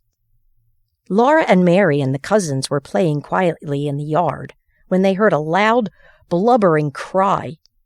Charlie came bawling into the yard, and his face was so swollen that the tears could hardly squeeze out of his eyes. His hands were puffed up, and his neck was puffed out, and his cheeks were big, hard puffs. His fingers stood out stiff and swollen. There were little, hard, white dents all over his puffed-out face and neck. Laura and Mary and the cousins stood and looked at him. Ma and Aunt Polly came running out of the house and asked him what was the matter. Charlie blubbered and bawled. Ma said it was Yellow Jackets. She ran to the garden and got a big pan of earth, while Aunt Polly took Charlie into the house and undressed him. They made a big pan full of mud and plastered him all over with it. They rolled him up in an old sheet and put him to bed. His eyes were swollen shut and his nose was a funny shape. Ma and Aunt Polly covered his whole face with mud and tied the mud on with cloths. Only the end of his nose and his mouth showed. Aunt Polly steeped some herbs to give him for his fever. Laura and Mary and the cousins stood around for some time, looking at him. It was dark that night when Pa and Uncle Henry came from the field. All the oats were in the shock, and now the rain could come, and it would not do any harm. Pa could not stay to supper. He had to get home and do the milking. The cows were already waiting, at home, and when cows are not milked on time, they do not give so much milk. He hitched up quickly, and they all got into the wagon. Pa was very tired, and his hands ached so that he could not drive very well, but the horses knew the way home. Ma sat beside him with baby Carrie, and Laura and Mary sat on the board behind them. Then they heard Pa tell about what Charlie had done. Laura and Mary were horrified. They were often naughty themselves, but they had never imagined that anyone could be as naughty as Charlie had been. He hadn't worked to help save the oats. He hadn't minded his father quickly when his father spoke to him. He had bothered Pa and Uncle Henry when they were hard at work. Then Pa told about the Yellow Jackets' nest, and he said, "Serve the little liar right." After she was in the trundle bed that night, Laura lay and listened to the rain drumming on the roof and strewing from the eaves, and she thought about what Pa had said. She thought about what the Yellow Jackets had done to Charlie. She thought it served Charlie right, too. It served him right because he had been so monstrously naughty, and the bees had a right to sting him when he jumped on their home. But she didn't understand why Pa had called him a little liar. She didn't understand how Charlie could be a liar when he had not said a word. Chapter 12. The Wonderful Machine. Next day, Pa cut the heads from several bundles of the oats and brought the clean, bright yellow straws to Ma. She put them in a tub of water to soften them and keep them soft. Then she sat in the chair by the side of the tub and braided the straws. She took up several of them, knotted their ends together, and began to braid. The straws were different lengths, and when she came near the end of one straw, she put a new, long one from the tub in its place and went on braiding. She let the end of the braid fall back into the water and kept on braiding till she had many yards of braid. All her spare time for days she was braiding straws. She made a fine, narrow, smooth braid using 7 of the smallest straws. She used 9 larger straws for a wider braid and made it notched all along the edges. And from the very largest straws, she made the widest braid of all. When all the straws were braided, she threaded a needle with strong white thread, and beginning at the end of a braid, she sewed it round and round, holding the braid so it would lie flat after it was sewed. This made a little mat, and Ma said it was the top of the crown of a hat. Then she held the braid tighter on one edge and kept on sewing it around and around. The braid drew in and made the sides of the crown. When the crown was high enough, Ma held the braid loosely again as she kept on sewing around, and the braid lay flat and was the hat brim. When the brim was wide enough, Ma cut the braid and sewed the end fast so that it could not unbraid itself. Ma sewed hats for Mary and Laura of the finest, narrowest braid. For Pa and for herself, she made hats of the wider, notched braid. That was Pa's Sunday hat. Then she made him 2 everyday hats of the coarser, widest braid. When she finished a hat, Ma set it on a board to dry, shaping it nicely as she did so, and when it dried, it stayed in the shape she gave it. Ma could make beautiful hats. Laura liked to watch her, and she learned how to braid the straw and made a little hat for Charlotte. The days were growing shorter and the nights were cooler. One night Jack Frost passed by, and in the morning there were bright colors here and there among the green leaves of the big woods. Then all the leaves stopped being green. They were yellow and scarlet and crimson and golden and brown.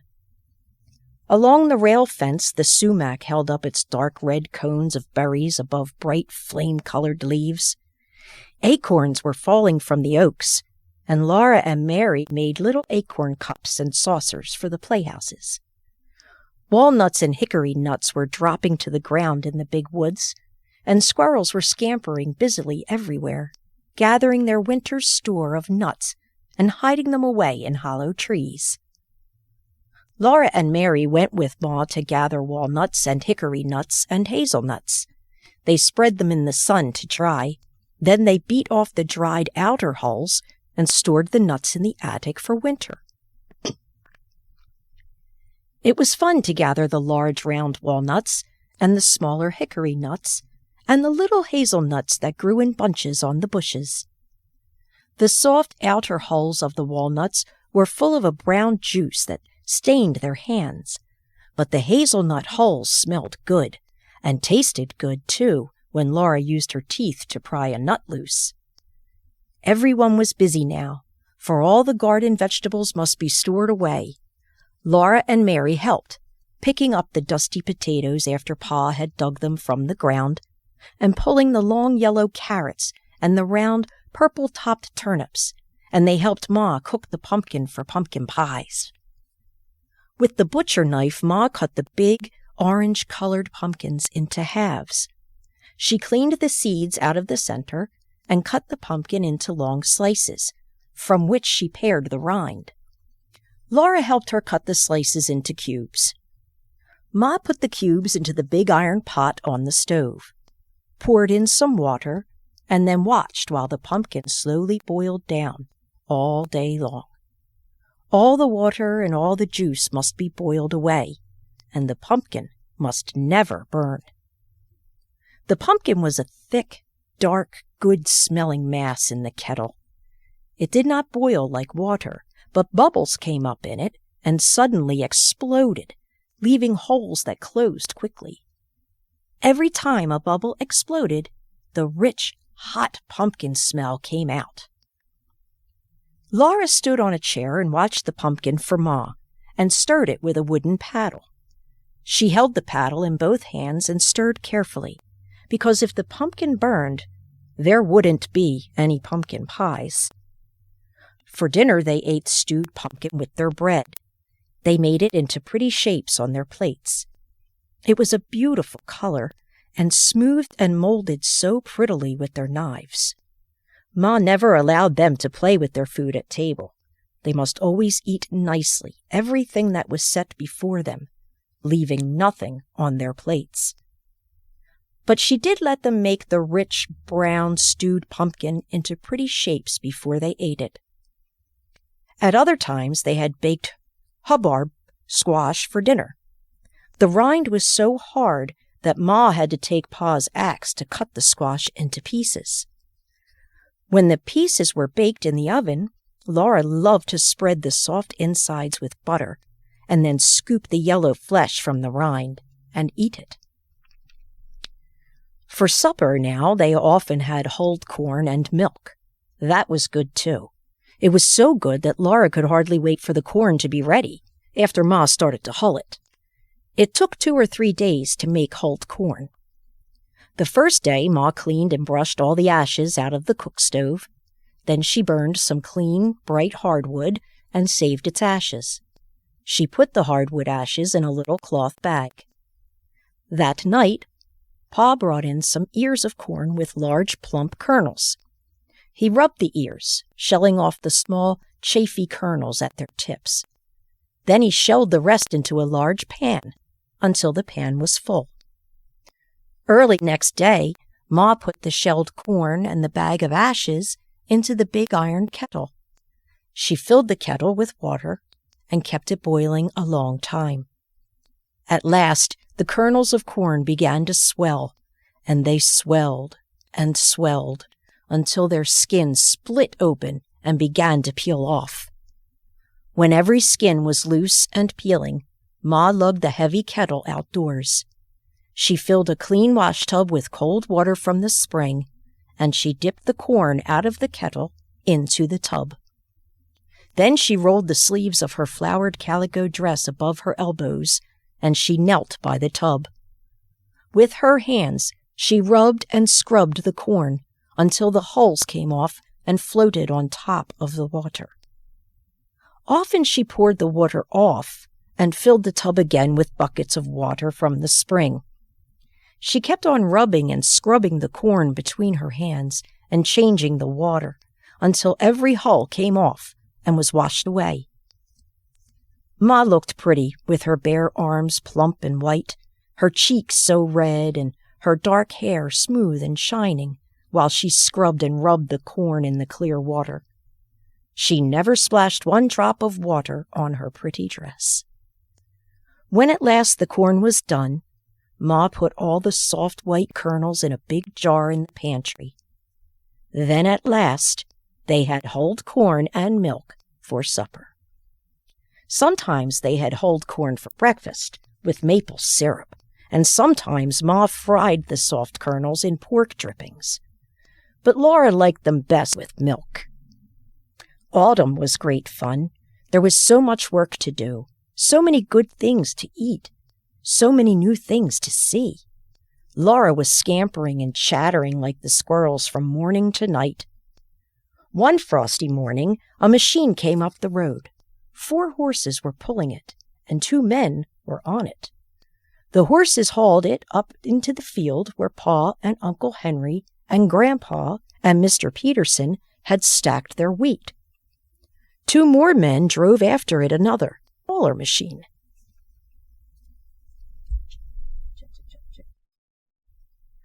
Pa called to Ma that the threshers had come.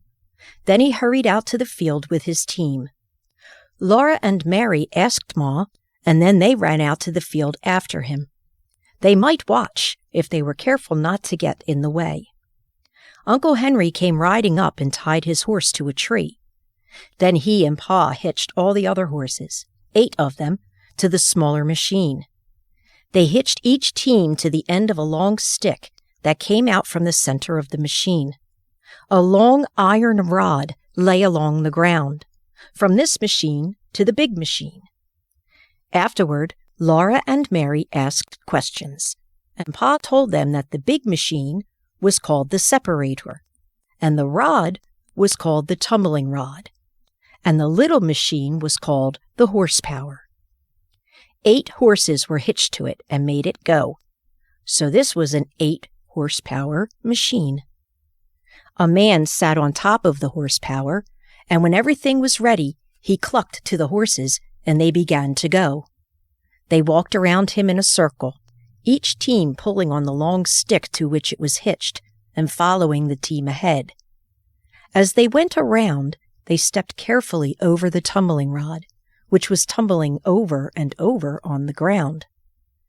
Their pulling made the tumbling rod keep rolling over, and the rod moved the machinery of the separator, which stood beside the stack of wheat. All this machinery made an enormous racket, rackety banging and clanging. Laura and Mary held tight to each other's hand at the edge of the field and watched with all their eyes. They had never seen a machine before. They had never heard such a racket. Pa and Uncle Henry, on top of the wheat stack, were pitching bundles down onto a board. A man stood at the board and cut the bands on the bundles and crowded the bundles one at a time into a hole at the end of the separator. The hole looked like the separator's mouth, and it had long iron teeth. The teeth were chewing. They chewed the bundles, and the separator swallowed them.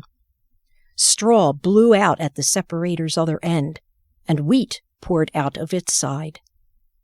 2 men were working fast, trampling the straw and building it into a stack. 1 man was working fast, sacking the pouring grain.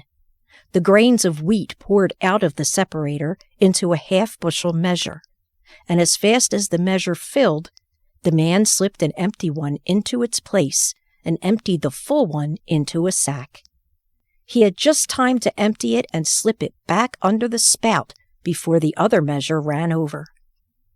All the men were working as fast as they possibly could, but the machine kept right up with them. Laura and Mary were so excited they could hardly breathe. They held hands tightly and stared. The horses walked around and around. The man who was driving them cracked his whip and shouted, "Get up there, John! No use trying to shirk!" Crack went the whip. "Careful there, Billy! Easy, boy! You can't go but so fast, nohow!" The separator swallowed the bundles. The golden straw blew out in a golden cloud. The wheat streamed golden brown out of the spout while the men hurried. Pa and Uncle Henry pitched bundles down as fast as they could, and chaff and dust blew over everything. Laura and Mary watched as long as they could. Then they ran back to the house to help Ma get dinner for all those men. A big kettle of cabbage and meat was boiling on the stove. A big pan of beans and a Johnny cake were baking in the oven. Laura and Mary set the table for the threshers. They put on salt-rising bread and butter, bowls of stewed pumpkin, pumpkin pies and dried berry pies and cookies, cheese and honey, and pitchers of milk. Then Ma put on the boiled potatoes and cabbage and meat, the baked beans, the hot Johnny cake, and the baked Hubbard squash, and she poured the tea. Laura always wondered why bread made of cornmeal was called Johnny cake. It wasn't cake. Ma didn't know, unless the Northern soldiers called it Johnny cake because the people in the South, where they fought, ate so much of it. They called the Southern soldiers Johnny Rebs. Maybe they called the Southern bread cake just for fun. Ma had heard some say it should be called Johnny cake. She didn't know. It wouldn't be very good bread to take on a journey. At noon, the threshers came in to the table loaded with food. But there was none too much, for threshers work hard and get very hungry. By the middle of the afternoon, the machines had finished all the threshing, and the men who owned them drove them away into the big woods, taking with them the sacks of wheat that were their pay. They were going to the next place where neighbors had stacked their wheat and wanted the machines to thresh it. Pa was very tired that night, but he was happy. He said to Ma, "Would have taken Henry and Peterson and Pa and me a couple of weeks apiece to thresh as much grain with flails as that machine threshed today. We wouldn't have got as much wheat either, and it wouldn't have been as clean." "That machine's a great invention," he said. "Other folks can stick to old-fashioned ways if they want to, but I'm all for progress. It's a great age we're living in. As long as I raise wheat, I'm going to have a machine come and thresh it, if there's one anywhere in the neighborhood." He was too tired that night to talk to Laura, but Laura was proud of him.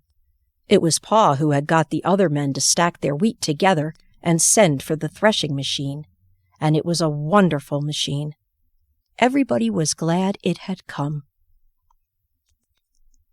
Chapter 13. The Deer in the Wood. The grass was dry and withered, and the cows must be taken out of the woods and kept in the barn to be fed. All the bright-colored leaves became dull brown when the cold fall rains began. There was no more playing under the trees, but Pa was in the house when it rained, and he began again to play the fiddle after supper. Then the rain stopped. The weather grew colder. In the early mornings, everything sparkled with frost. The days were growing short, and a little fire burned all day in the cook stove to keep the house warm. Winter was not far away. The attic and the cellar were full of good things once more, and Laura and Mary had started to make patchwork quilts. Everything was beginning to be snug and cozy again. One night, when he came in from doing the chores, Pa said that after supper he would go to his deer lick and watch for a deer. There had been no fresh meat in the little house since spring, but now the fawns were grown up, and Pa would go hunting again. Pa had made a deer lick in an open place in the woods, with trees nearby in which he could sit to watch it. A deer lick was a place where the deer came to get salt. When they found a salty place in the ground, they came there to lick it, and that was called a deer lick. Pa had made one by sprinkling salt over the ground. After supper, Pa took his gun and went into the woods, and Laura and Mary went to sleep without any stories or music. As soon as they woke in the morning, they ran to the window, but there was no deer hanging in the trees. Pa had never before gone out to get a deer and come home without one. Laura and Mary did not know what to think. All day Pa was busy, banking the little house and the barn with deep dead leaves and straw, held down by stones to keep out the cold. The weather grew colder all day, and that night there was once more a fire on the hearth, and the windows were shut tight and chinked for the winter. After supper, Pa took Laura on his knee, while Mary sat close in her little chair, and Pa said, "Now, I'll tell you why you had no fresh meat to eat today. When I went out to the deer lick, I climbed up into a big oak tree. I found a place on a branch where I was comfortable and could watch the deer lick. I was near enough to shoot any animal that came to it, and my gun was loaded and ready on my knee. There I sat and waited for the moon to rise and light the clearing. I was a little tired from chopping wood all day yesterday, and I must have fallen asleep, for I found myself opening my eyes. The big round moon was just rising. I could see it between the bare branches of the trees, low in the sky. And right against it, I saw a deer standing. His head was up and he was listening. His great branching horns stood out above his head. He was dark against the moon. It was a perfect shot. But he was so beautiful. He looked so strong and free and wild that I couldn't kill him. I sat there and looked at him until he bounded away into the dark woods. Then I remembered that Ma and my little girls were waiting for me to bring home some good fresh venison. I made up my mind that next time I would shoot. And after a while, a big bear came lumbering out into the open. He was so fat from feasting on berries and roots and grubs all summer that he was nearly as large as 2 bears.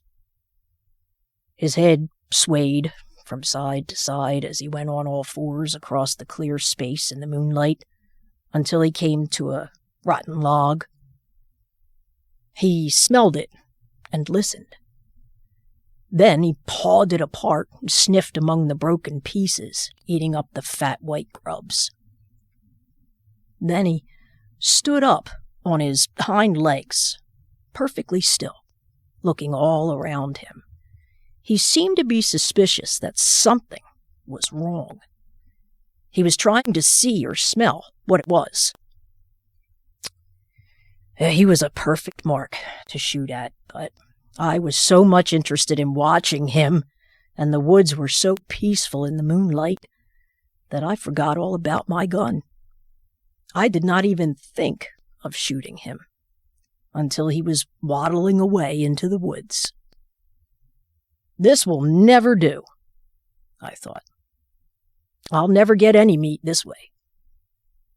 I settled myself in the tree and waited again. This time, I was determined to shoot the next game I saw. The moon had risen higher, and the moonlight was bright in the little open place. All around it, the shadows were dark among the trees. After a long while, a doe and her yearling fawn came stepping daintily out of the shadows. They were not afraid at all. They walked over to the place where I had sprinkled the salt, and they both licked up a little of it. Then they raised their heads and looked at each other. The fawn stepped over and stood beside the doe. They stood there together, looking at the woods in the moonlight. Their large eyes were shining and soft. I just sat there, looking at them, until they walked away among the shadows. Then I climbed down out of the tree and came home. Laura whispered in his ear, "I'm glad you didn't shoot them." Mary said, "We can eat bread and butter." Pa lifted Mary up out of her chair and hugged them both together. "You're my good girls," he said. "And now it's bedtime. Run along while I get my fiddle." When Laura and Mary had said their prayers and were tucked snugly under the trundle bed's covers, Pa was sitting in the firelight with the fiddle. Ma had blown out the lamp because she did not need its light. On the other side of the hearth, she was swaying gently in her rocking chair, and her knitting needles flashed in and out above the sock she was knitting.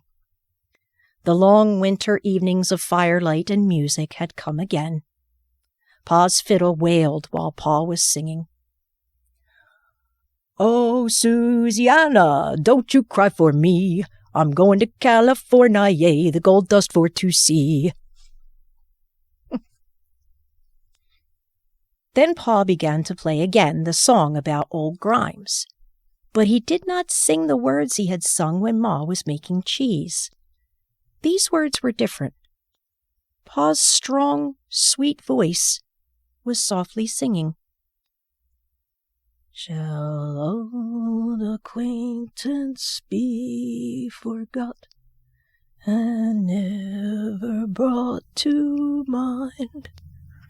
Shall old acquaintance be forgot and the days of old lang syne? And the days of old lang syne, my friend, and the days of old lang syne. Shall old acquaintance be forgot, and the days of old lang syne?" When the fiddle stopped, Laura called out softly, "What are the days of old lang syne, Pa?" "They are the days of a long time ago, Laura," Pa said. "Go to sleep now." But Laura lay awake a little while, listening to Pa's fiddle, softly playing, and to the lonely sound of the wind in the big woods. She looked at Pa sitting on the bench by the hearth, the firelight gleaming on his brown hair and beard and glistening on the honey-brown fiddle. She looked at Ma, gently rocking and knitting. She thought to herself, "This is now." She was glad that the cozy house and Pa and Ma and the firelight and the music were now. They could not be forgotten, she thought, because now is now. It can never be a long time ago. The end.